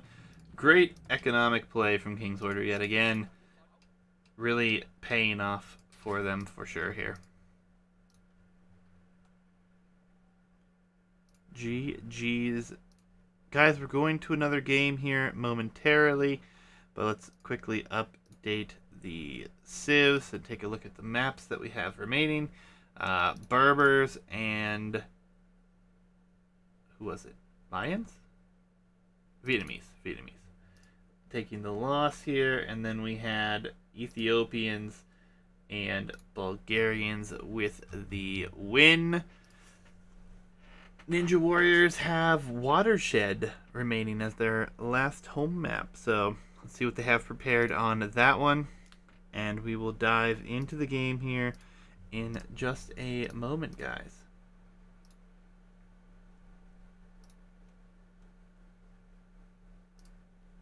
First time we're seeing Watershed on this bracket as well, Hitch. Bracket or ever, as it were, right? Not, I mean, no, no, we had some show matches. show matches don't count. Come on. I'm very excited. This map is nearly an unknown, right? I mean, no idea what the right play is, how it's played, how popular it'll be. It's all up in the air, and that's an excitement all of its own. Absolutely. I'm at 5 seconds when you're ready. I'm ready. 3, 2, 1, go. Game number 5, guys. King's Order versus Ninja Warriors. Hitch, tell us about the map. Watershed, you got this nice little river, so to speak, in the middle, and a bunch of streams coming from each TC to fill it. I mean, you could call them streams. I don't think they come from a spring, but maybe they're just the waste rolling downhill from the town center. Either way, you got shallows. You can drive galleys right up, nearly to the TCs. Um, so a lot of risk from the water, but not a ton of fish overall. Yeah, really, I mean, compared to other maps, this one has 3,800 on the deep fish. It's about 2,000 less than the other ones that we've seen just this evening. So a lot less, but you know, water can play a huge role in this map.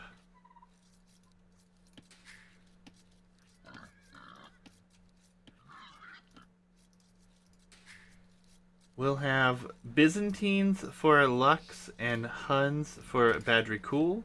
And then on the opposite side, Tukin will have the Dravidians. And then we will have Lord Tufux here with the Persians. So a lot of diversity here. Dravidians have been rather popular on all of these hybrid maps, so will be fun to see how that one works out. Huns I do like on this map though, because I feel like they have quite a great uptime and can go right into scouts, not even houses either. Can always help. So we'll see what players have in store for us here. Yeah, I definitely feel like you could see a situation with the Huns pressuring on land and Byzantine fire ships fighting for water. That could work really well here. Yep, Lord Tufix going out for a house already. So it looks like he's going to try to place a dock nice and early. Has a scout here to defend, even though he is in the very pocket position. So maybe thinking that maybe they'll try to deny docks, which could be an interesting strategy. But after the lambing attempts here in the previous game, all caution being taken. I'm going to try to dock the center, which you can't dock block this, I don't believe, unless you do it farther back. Yeah, at the mouth, quite by accident. I probably should have done that intentionally, but yeah, quite by accident. But yeah, you can't dock right at the center. You can do it further back, closer to your TC. Most of the players. Yeah, it's definitely going to be fun to see how this one shakes out. Not seeing the map in the bracket at all. I've played plenty of test games and a show match that involved this map, but it's all on the line here in the grand finals. Ninja Warriors, last home map. They need a win here to push us into the remaining games. So, really hoping that they can do so here. Economically speaking, though, King's Order has looked extremely solid every single game.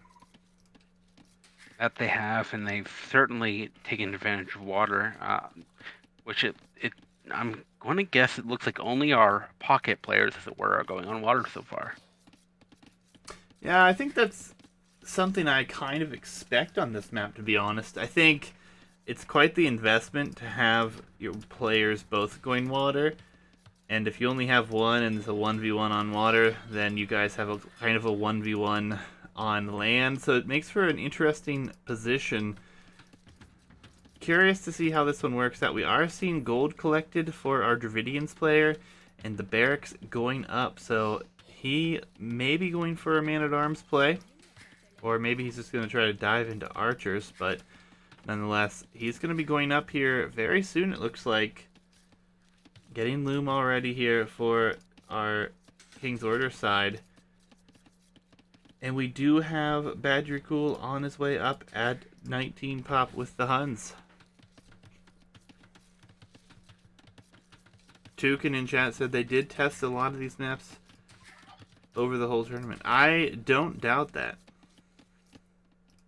Yeah, I mean, and that's, you know, I assume that making it to the final of this tournament and signing up at all, that you enjoyed that process, because I think that's what most of our participants have had the most fun with, on all these custom map tournaments, is just coming to a new challenge and figuring out how to adapt to it.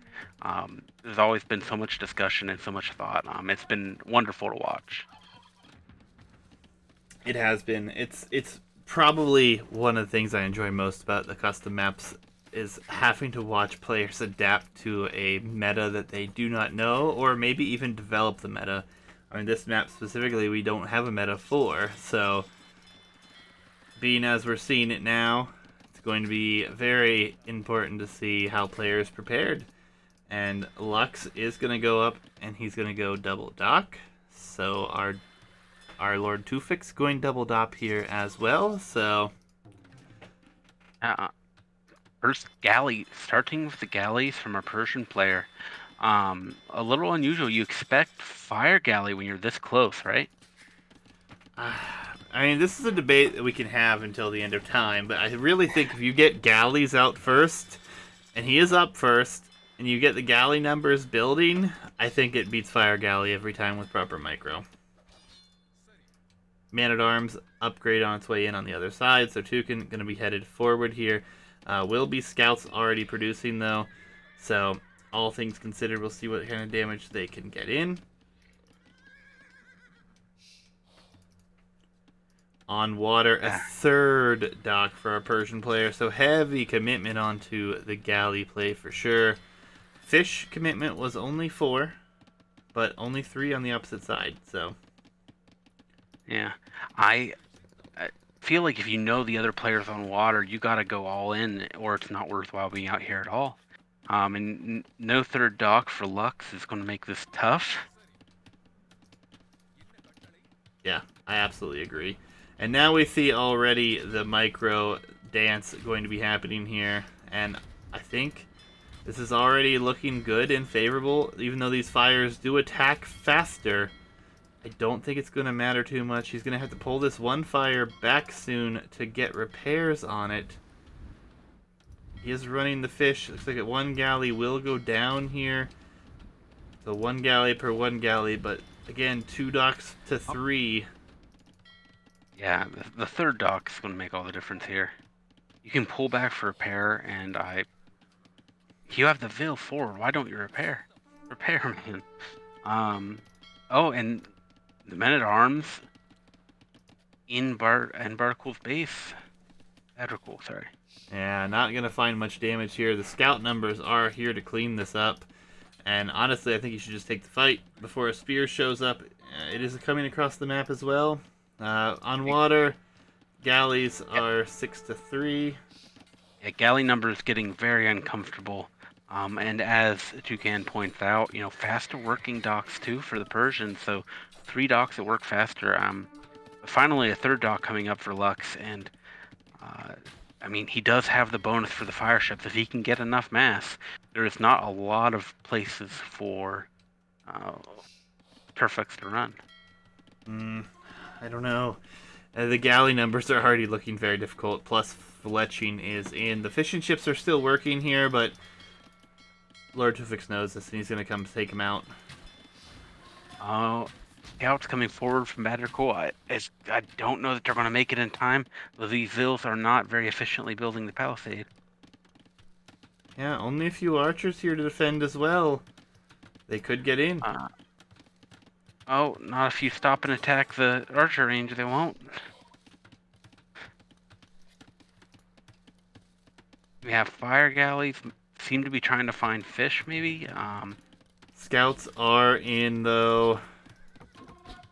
Yeah, but they're just gonna get the Vils walling. Yeah, very indecisive from Badgercool here, and lost a lot of HP on these scouts. But he has killed one Vil, so already some good value there. Yeah, he will turn and run here. The spears are coming back home. Fire ships not finding the fishing ships. Galleys were looking for these the whole time. It is double the number of galleys to fire galleys at this point. And the fish is still alive here.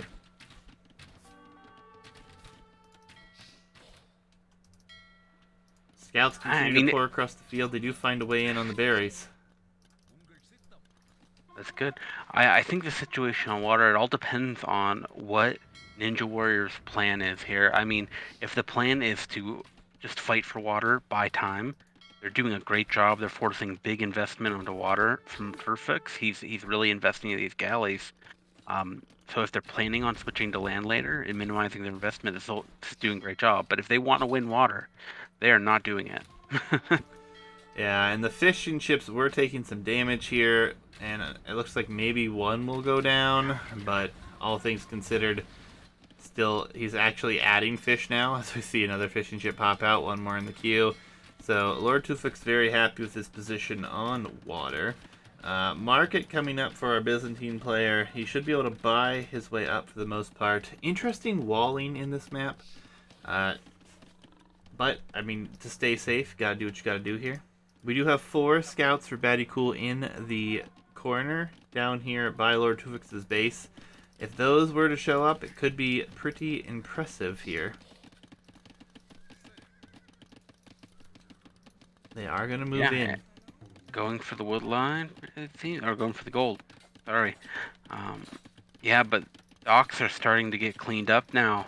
Like for luck, so perfects. He has not responded to the gold. There he just now notices after a few vills. 4 of them, in fact, have gone down here. So, all in all, not a bad exchange for those scouts. Still some fire ships causing havoc here, killing a few more fishing ships. All the fishing ships, actually. Yeah, he's got more in the queue, but fires should be cleaned up after that. Otherwise, scouts not doing much more damage, it doesn't look like. Anyways, there's some spears down here for Toucan now. So at this point, do you consider, do you go on stone to get a castle or towers up later to keep these galleys off of your PC? I feel like you have to. Like, I mean, for Lux, it's not really ranging much, so he should be okay here. But for now, it's not a huge concern. The archers are forward for Toucan here. There are some scouts for Batty Cool, but there's a spear here for these as well. One fire galley getting some good value of the HP there. Yeah, galleys harassing Lux at home, and archers potentially threatening him from the other side. The barracks coming up from the switch to land has been forced. Barracks might be a little late considering how long he's been off of water. He is on stone, but will it be enough here? Archery range is coming up already, so he's going to go into an archer defense. Badrikul just unable to keep his opponent occupied. His scouts are all forward right now, pinging though here, so he knows where things are going on. It looks like the archers are going to get in here though. Cancel one range from even being able to be thrown up. Economically, it's not looking pretty here for the Ninja Warriors at this point. Yeah, scouts from Badgercool are coming back to help with this archer situation, but he's not up to castle yet. Of course, neither is Toucan, but Yeah, this town center gonna go up here. It's gonna be really huge, but having all these scouts have to come back, not what you want to have happen here. Badrikul almost to the castle age, so he will begin some night production. Archers will be found, so they will be able to kill those off most likely. Last dock about to fall here for Lux, and the fishing ship numbers continue to grow. love the awareness from Turfix. He's paying attention, getting those war galley forward to harass Badgercool at home as well. Yeah, and that's gonna be really annoying. Honestly, if he just brings him to the edge, he might be able to deny a few farms. Yeah, that's what he's gonna do.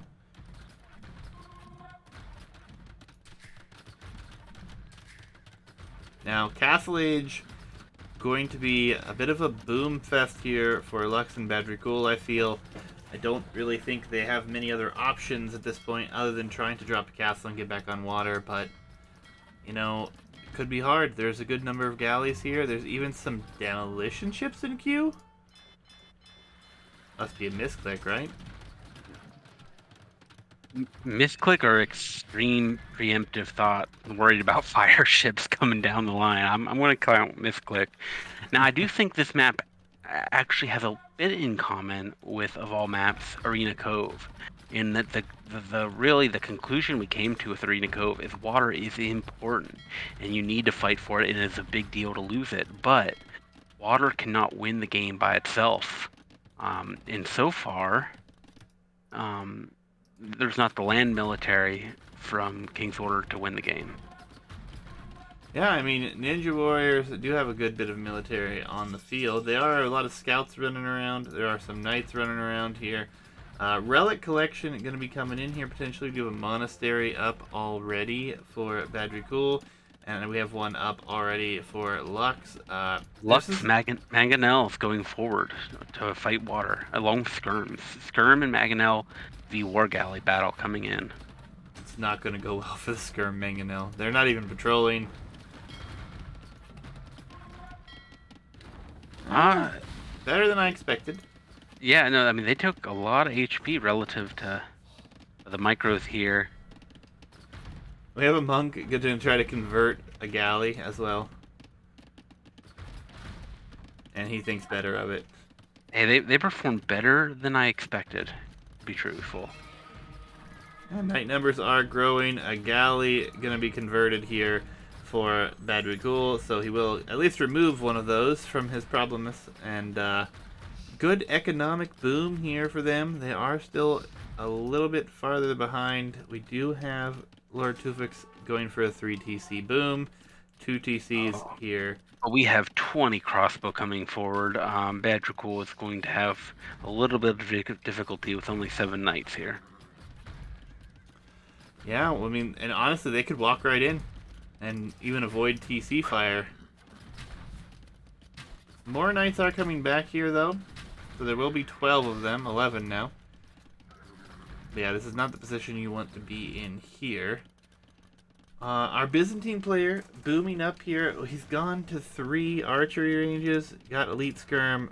He is going into archer production, but no attempt to get back on water. He could dock here and try to get some fires built. Ooh, nice pickoffs though. Badrikul gonna find some villager kills here, trying to build stables for our Persian player. Where are those crossbows? Crossbows in the mid here. Just kind of waiting, I guess. Yeah, not quite committing. I don't know if are they afraid of the knight numbers because they have no other backup on land. That is another tough situation with all this military on the water. For Turfix, these crossbowmen are all alone. Yeah, and the spears are over here for Tukin, but they were not fighting at all and lost one pretty much for free there. Scouts trying to find more damage here. Scouts have gotten good value. 7 kills for these scouts alone. Actually 18 if you click all of them, which is pretty huge. Oh, and that TC is not going to happen right now. Okay, we do have a castle coming up for Lux. He's going to take the threat immediately off of his eco from the water. Yep, I like this. Archers and skirms going forward as well. Needs the crossbow upgrade to come in, but overall, he might be trying to make a play to get back on water. Yeah, I mean, you can dock right up here under this TC, or sorry, under this castle. I suppose that's actually an advantage of these little shallows, is it makes getting back on a little bit easier. Yeah, we're going to see stone walls from Tukin here. So he's going to attempt to stonewall the northern part of their base at the very least. And he has a massive number of archers. 37 Dravidian archers. We need a big stone wall. These are stone walls that I would build 5 years ago, big. Yeah, if they're going for it. I don't even know. He might just go to the very north here, which isn't a bad idea, but we'll see what happens. Lux is sending forward Vills, and we do have 23 knights and 16 ranged units. There is a monk going forward as well. So it may be turning back, but No dock from Lux, so it looks like he is sticking with the land play, but he's really got to increase production to match the mass that Toucan has built up already. yeah, now we're going to see a weird position for the armies because they're coming across here.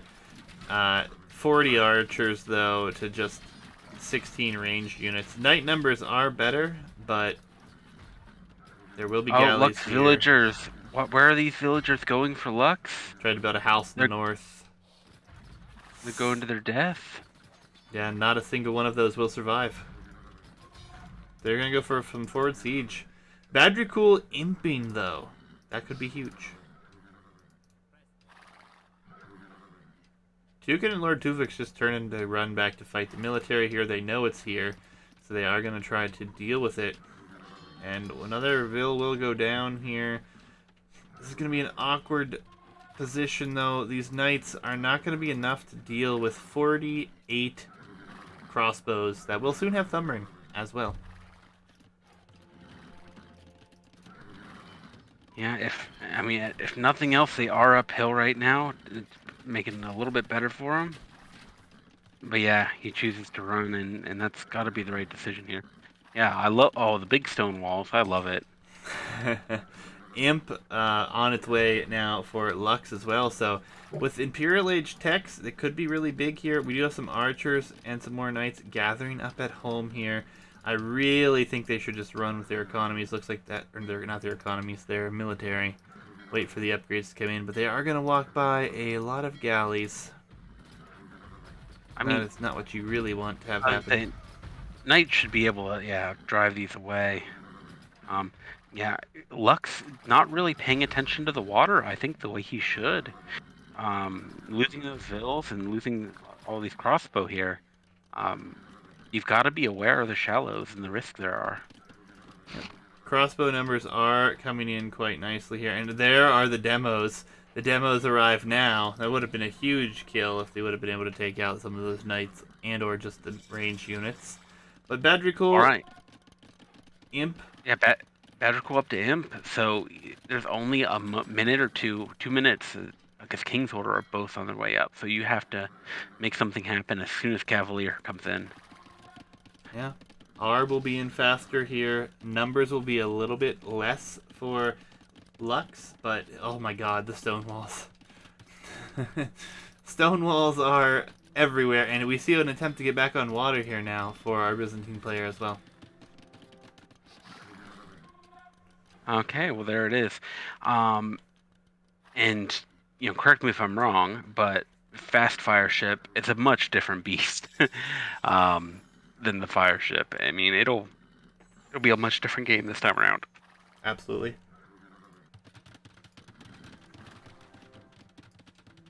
But military in total is getting very high, and there's a huge mass of our blessed, soon to be our blessed here. I'm really worried that Ninja Warriors are out of position here.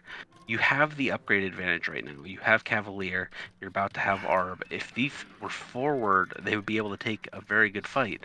But they're back. There's no advantage to being up first in this case. But So you're just gonna Paladin's wait. a minute 20 away.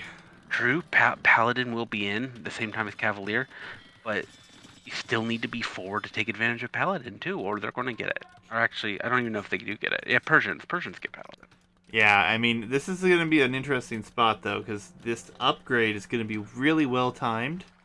So, really looking forward to seeing the fight now. And, I mean, Arbalest is not in There's not yet. going to be So. a fight. They're just hanging back.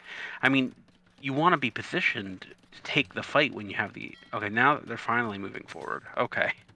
So you got to be in position to take that fight when you have the tech advantage, or else it's a wasted opportunity. Yeah, fast fire upgrade is coming in, and there are already 9 ships here. Cavalier are spotted here, but Paladin upgrade does come in, so we'll see if they saw that. They may choose to just sit back and play defensively here. Yeah, these walls will be up, and this is what I'm talking about. These walls should have never gone up. They were playing so cautiously, too cautiously.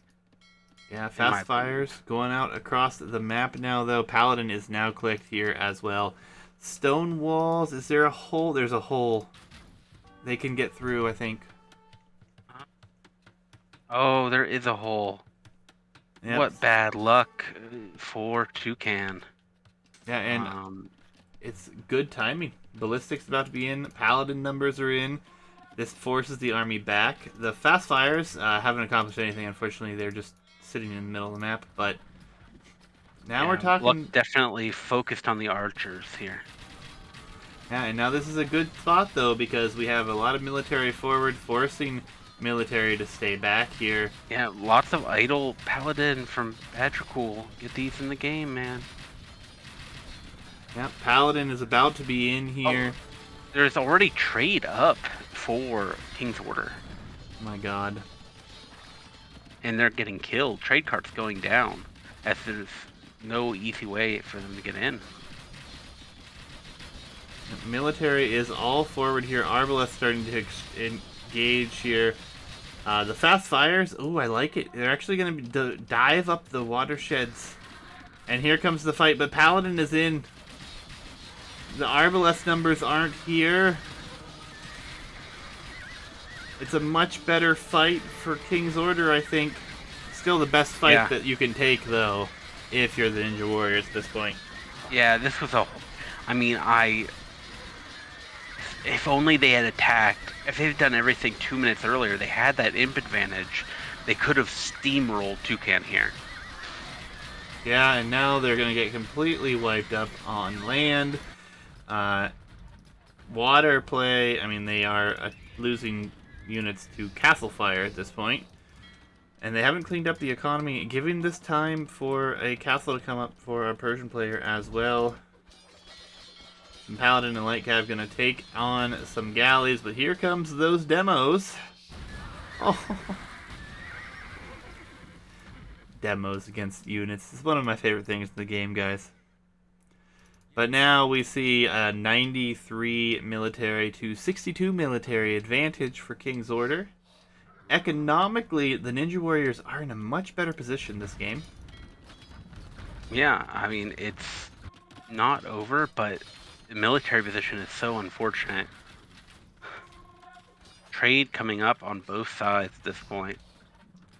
Yeah, I mean, gold is needed on this map, I think. Fast fires are showing up over here. They will clean up the water, but ultimately they're getting cleaned up themselves by the Arbalest. Vils forward will not be going as far forward. Elite Cannon Galleon for our Byzantine players, so... It feels like a mistake that Lux's production is all the way back home.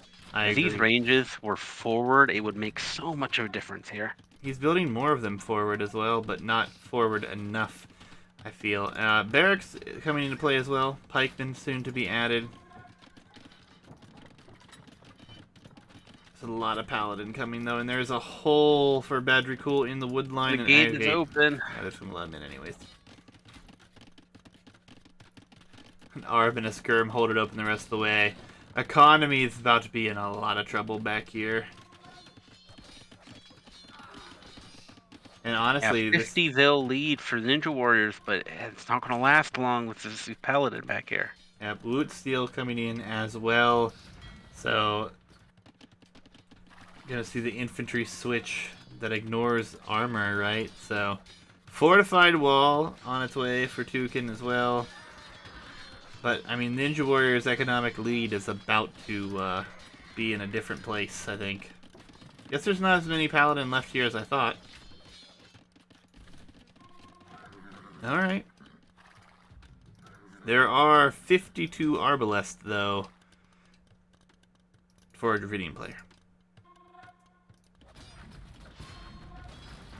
Elite Cannon Galleons doing work here, though. Gonna take out a castle. Probably going to take out the other castle. This could affect trade. Something we haven't talked about either is if this goes to a trade situation, winning water and holding water could be massive. Yeah, absolutely. Absolutely could be. Lux has done a great job to get back on water and provide as much as control as he was. I just wish he was being a little more attentive and caught this going up. This castle and docks that are similar turf fit. Yeah, big fight here in the north, and some Arbalest will go down, but he's not even worried about the Arb numbers. He's switching to full Halb. This is another fight I think that King's Order is going to win. They have a lot more units here on land, and a lot less ranged units. Yeah, I mean, it's fight feels pretty close so far. It does. The HP, it's oh man, this is a hard one to call. I think Ninja Warriors are taking it, surprisingly. Yeah, I mean, if not, they're getting a good trade here for wiping up these Arbalests, as gold has become scarce on the map. Yeah, they're going to clean it up for the most part, but the Halbs and the Arb mass that are here should be able to stay present. On water, some fast fires now for Lord Tufix, and there's just not going to be enough here to continue holding this, although these cannon galleons doing a good job to kill some castles. Trade may not be in danger for them for much longer. Yeah, this is one of those cases. I mean, it's so hard when you have these kind of big land battles go on to play water effectively. Yeah, and they did fight that uphill as well, so that is definitely something we did not really notice at the time. Yeah, that's something. It's quite out of place for compared to a lot of the maps in the pool. This is a very hilly map. No matter where you're fighting, hills matter. Like if you look closely, everywhere is a hill. Yeah, everywhere. I mean, you can see the flat terrain around the town center. Everything else is pretty much a hill. So, militarily though, it is 100 and plus units to 60 right now. And this is going to be a really nice position for them to start getting siege out and start pushing. There's actually 13 halberdier in the castle for Badrikul, unfortunately, gathering at a weird spot. But water. Go ahead. I was going to say the important thing right now is gold. Gold is very limited, and Lux has none on gold. No trade cards, nothing. So no gold income. So he's only making Halb and Skirm. He's not getting back onto water without gold. And he doesn't even appear to be trading. They are getting the markets up now.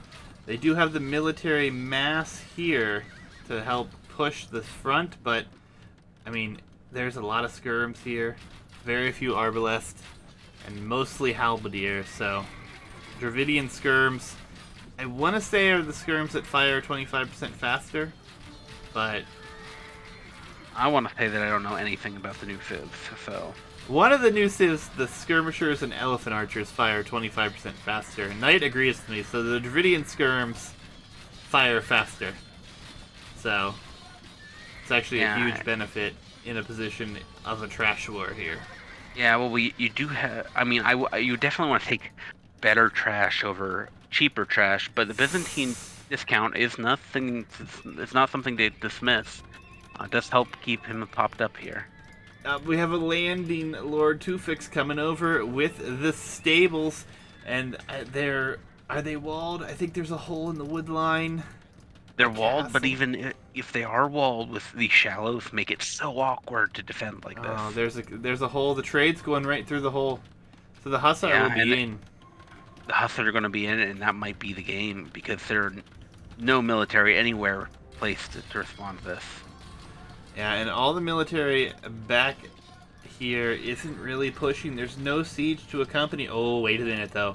We have Siege Ram coming in for our Hun player, and we have some Paladin going to be coming forward. So it's ever more important to secure this position on the map here, back at home for Lux.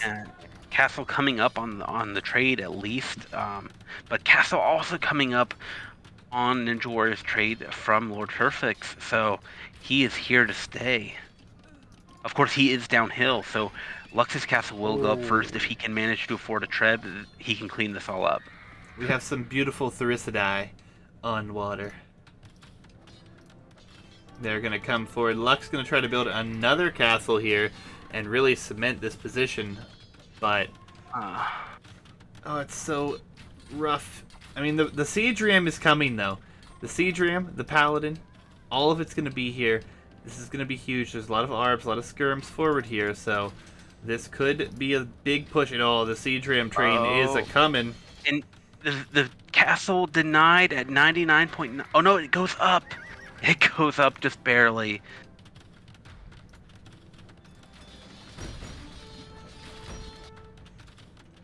Therissidae do arrive here on the trade. This other castle could be in danger of being denied. Water is going to be ever so important now, given the trade is running right through here. All the trade is just going to die.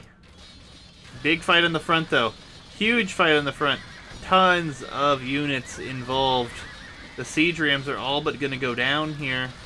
Fighting this under the castle. Another super close fight. Looks like King's Order are taking it, though.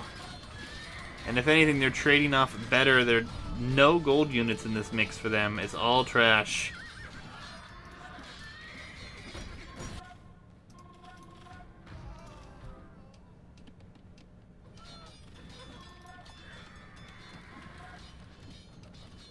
How is he affording these paladin? He just has trade? I guess that's the only way. Yes. Yeah, Badrical does have trade. It's all that's keeping them in this game right now. Now, this castle is being trebbed down here. There are 3 trebs to just 1, so that should be taken care of. But now another big concern is on land for them. Yeah, Cannon Galleon is coming out for perfect, so he may start to push here a little bit more. Yeah, and he could build something back on water. He's trying to drop a ton of castles here, so he's really trying to secure this area. He knows it's a weak point, but at the same time, his military is just walking to its death. He's unable to pay attention to all these areas, and now King's Order has the military advantage on land here, and a lot of siege rams. Those don't do a whole lot in the fight except for tank fire, but getting to be very close to the trade here. Obviously, the threat in the south. So many trebs down here. He's going to clean up everything over here, but again, the cannon galleons are here. Yeah, it feels like a big overinvestment into the trebs when you have so little gold. But you have to keep the trade alive, so you can hardly fault him. Yeah, these Therissidae are just tanking some HP off of units here as well. Trebs coming forward for Tukin on the hill. Looks like they may be trying to take the hill for a better damage output.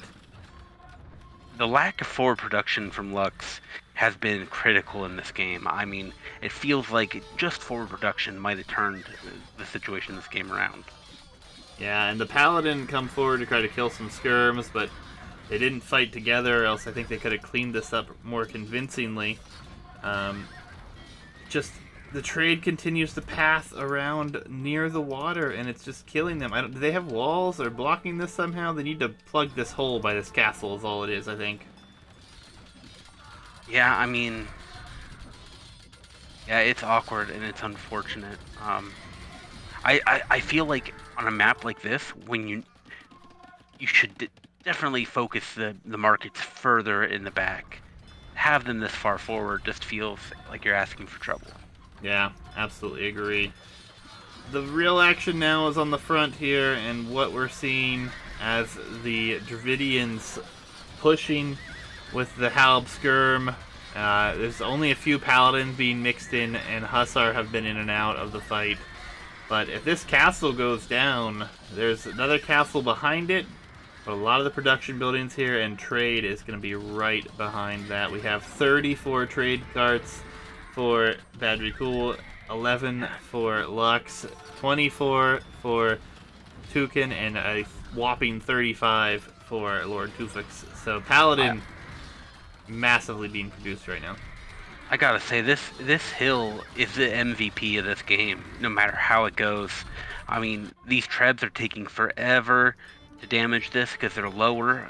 But if he loses this hill, they lose that uphill advantage, and then they're going to be in trouble. Yeah, and the swings, man, the fast fires are coming back on water here, and Lux has secured his position. The trebs are moving forward on this side now.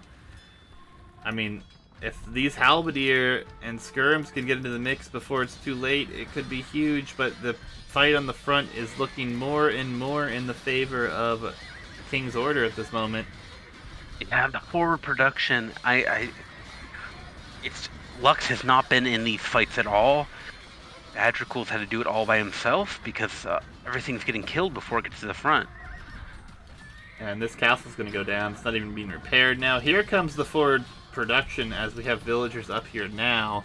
But now this castle's going to fall. It's going to take at least a minute with the I think it's still a down uphill shot. It's hard to tell. Yeah, Paladin cleaning a lot of the skirms here, though. Will clean the trebuchets as well. And again, things continue to swing. Where are the trebs? I don't see the trebs. Did all the trebs die to the Therissidae? No, they're stuck back here. They're having some pathing issues. It's better than going down. Alright, production on the front now. Starting to look better. We need the fast fires up here to deal with these Therissidae. These Therissidae... The castle is down, though. And that position was critical for Ninja Warriors. That hill has been the only thing keeping them in the game. That's true.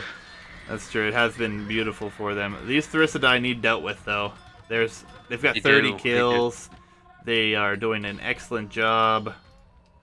That's a good castle from Lux, though. To help secure the trade, help secure a path, to threaten these Therissidae. We do have a transport ship here, so maybe he's going to try to transport over. You know what we haven't talked about much is wood on this map. It's getting later and later. May have to watch the wood lines disappear here. Yeah, this is not a wood light map. There are big wood lines here. But that's not going to matter when the game goes on for an hour or two. Yeah, there's some sneak stables back here, and this could be really bad. Yellow's got stables in between. Looks like they are going to be dealt with. One didn't even go up, but on the front now, since that has distracted, they are pushing again here, and some docks here are actually going to come up forward as well for Lord Tufix. Or sorry, for Lux. The Trebs, are the Trebs going to shoot at the cannon guy? They are. We'll sink it. Oh, look at this castle placement for Tukin. He wants it on the hill in the same spot they took down the other one.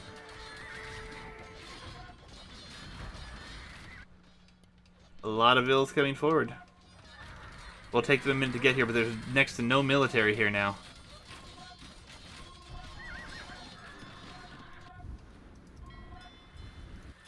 What a great showing for this map. We haven't seen it the whole bracket. Seen it here, and it's been a slugfest. Where's the military, though, here for the Ninja Warriors? There's over 100 on the map, but where is it all? It's all in the back trying to clean up what's in trade. There's Paladin in trade here.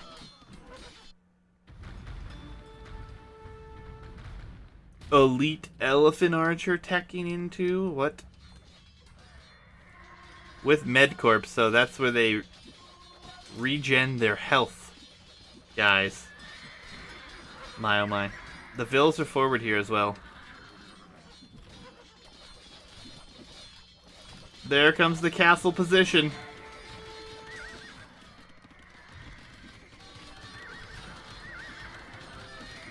There are siege rams being produced. If this castle goes up, it might not stay for long. But Elite Elephant Archer being mixed in here is interesting. Also going to see Mahouts from our Persian player. I don't even remember what that tech does. It's one tech I don't know. Somebody can help me with that, please do so. This goes up, though, and the siege rams not in the right place. There are a lot of Trebs here, though, that are going to be headed into that direction. Paladin numbers are quite large here for Lord Tufix. This may be an unstoppable push here. Luck says, let us win one game. You won first. And this castle's gonna melt. Yeah.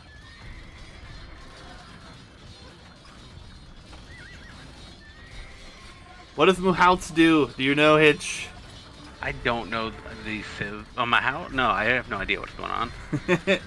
Unique tech for the Persians, one of them. We have Elite Elephant Warrior being teched into here and added. That is a devastating blow if those start showing up. Elite Elephant Archer with War Elephant. Elite War Elephant could be how this one ends here. Where are they? Don't even see any yet. Forward castle, though.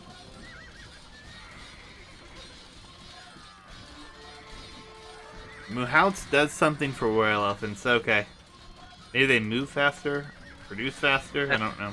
I bet they move faster. I think they do. I think that's what it does, but don't quote me on anything. I mean, the Ninja Warriors are throwing up everything they can here, but now the simple fact that we have so much HP on the field, and there were so many Paladin here a minute ago, is really making it hard for this push to continue. And another castle! Tukin says this is my castle spot, folks, and there's only one Treb left, and it's going to go down. We talked about how important that hill was. Yep. There's the Elite Elephant Warriors showing up as well. So, Elephant Warriors, Elite War Elephants. Elite, I can't talk. They move 30% faster, I think is what someone says. My god. I mean, this is continuing to be a slugfest, but you see all of these fat boys walking across the field. And these elite war elephants with elite elephant archers. There's so much HP on the field right now. Yeah, I mean, they do take a lot of bonus damage, but there's no help here to do it. Bombard cannon's rolling up at a very bad time. Trade is really close behind this as well. And on water, the Therissidae are starting to get killed back here again by the fire ships, but they're laughing. Let us die, 11.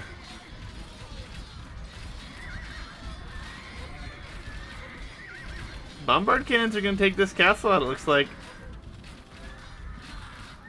I mean, but the military count just is terrible. The HP on the front, the difference is absurd. 16.4 to 3k HP.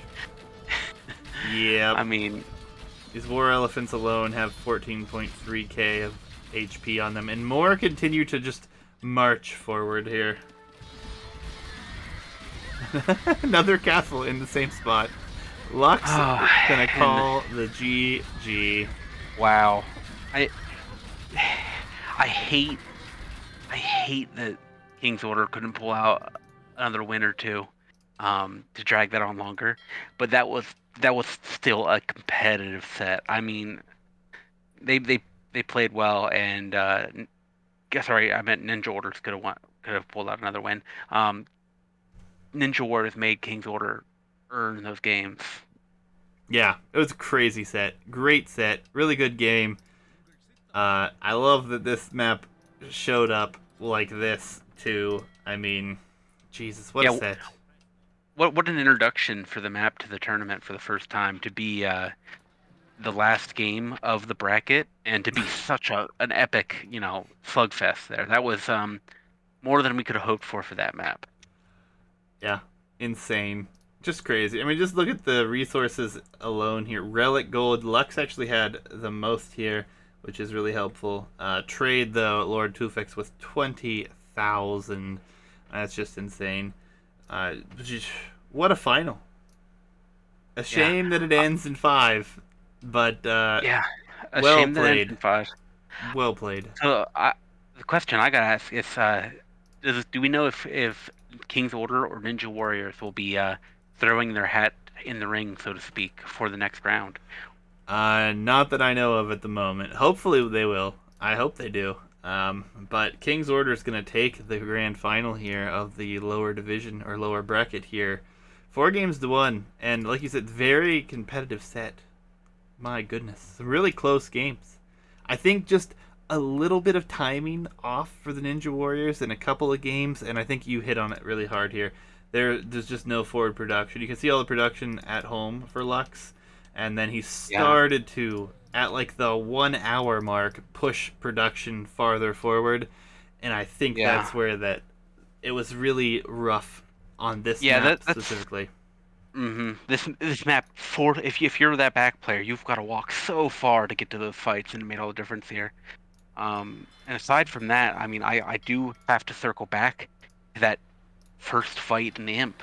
Ninja Warriors had a chance. They were going to be in a situation where they had the first set of Imp upgrades well before King's Order. They had the mass to take the fight. And if they had been in position and taken a fight as soon as they got their upgrades, it could have completely changed the momentum of the game.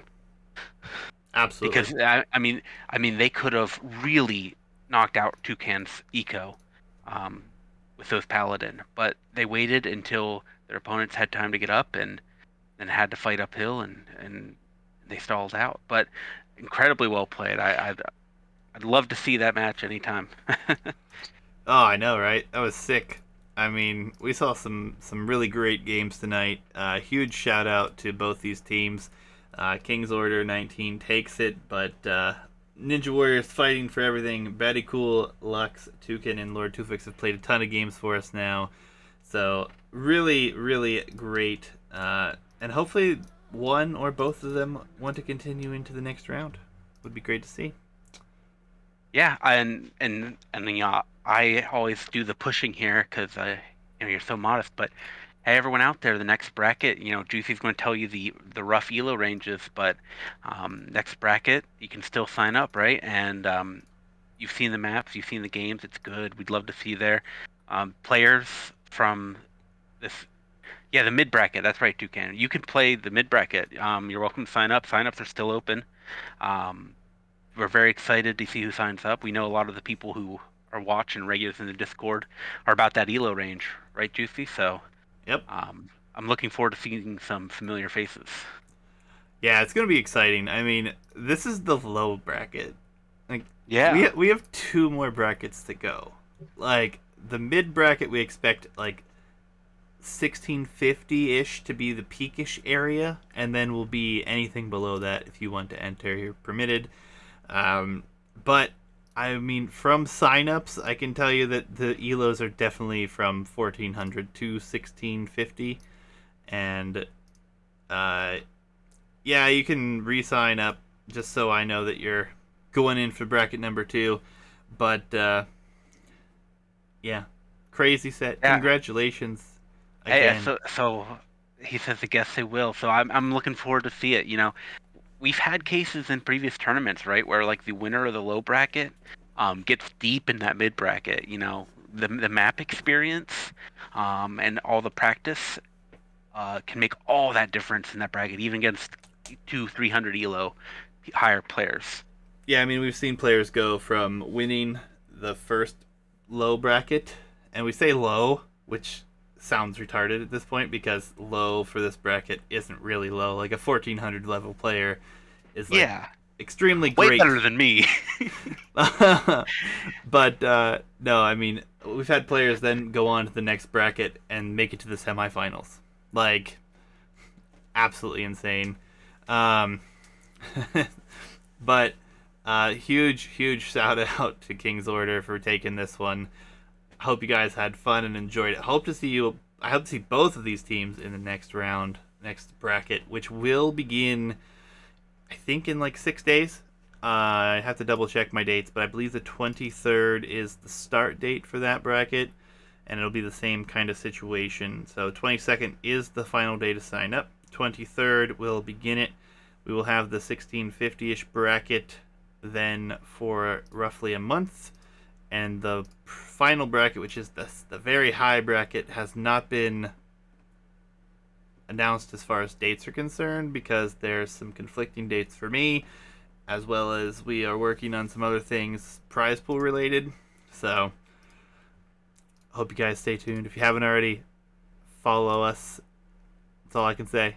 More tournaments to come, even after these.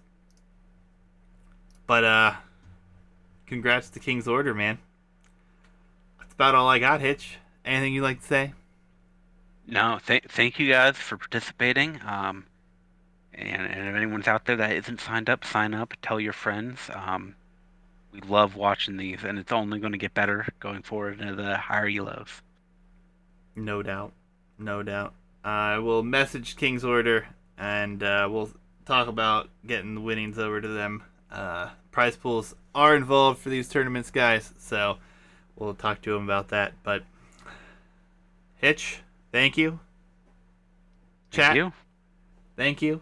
Thanks to everyone who's been here, followed along for this. It's been a lot of fun. I hope everyone's enjoyed. But that's going to do it for us tonight, guys. We'll catch you here again very soon for some more tournament casting. And I'll be playing some games in between over the next few days. So have a good one, guys. Enjoy. Catch you later.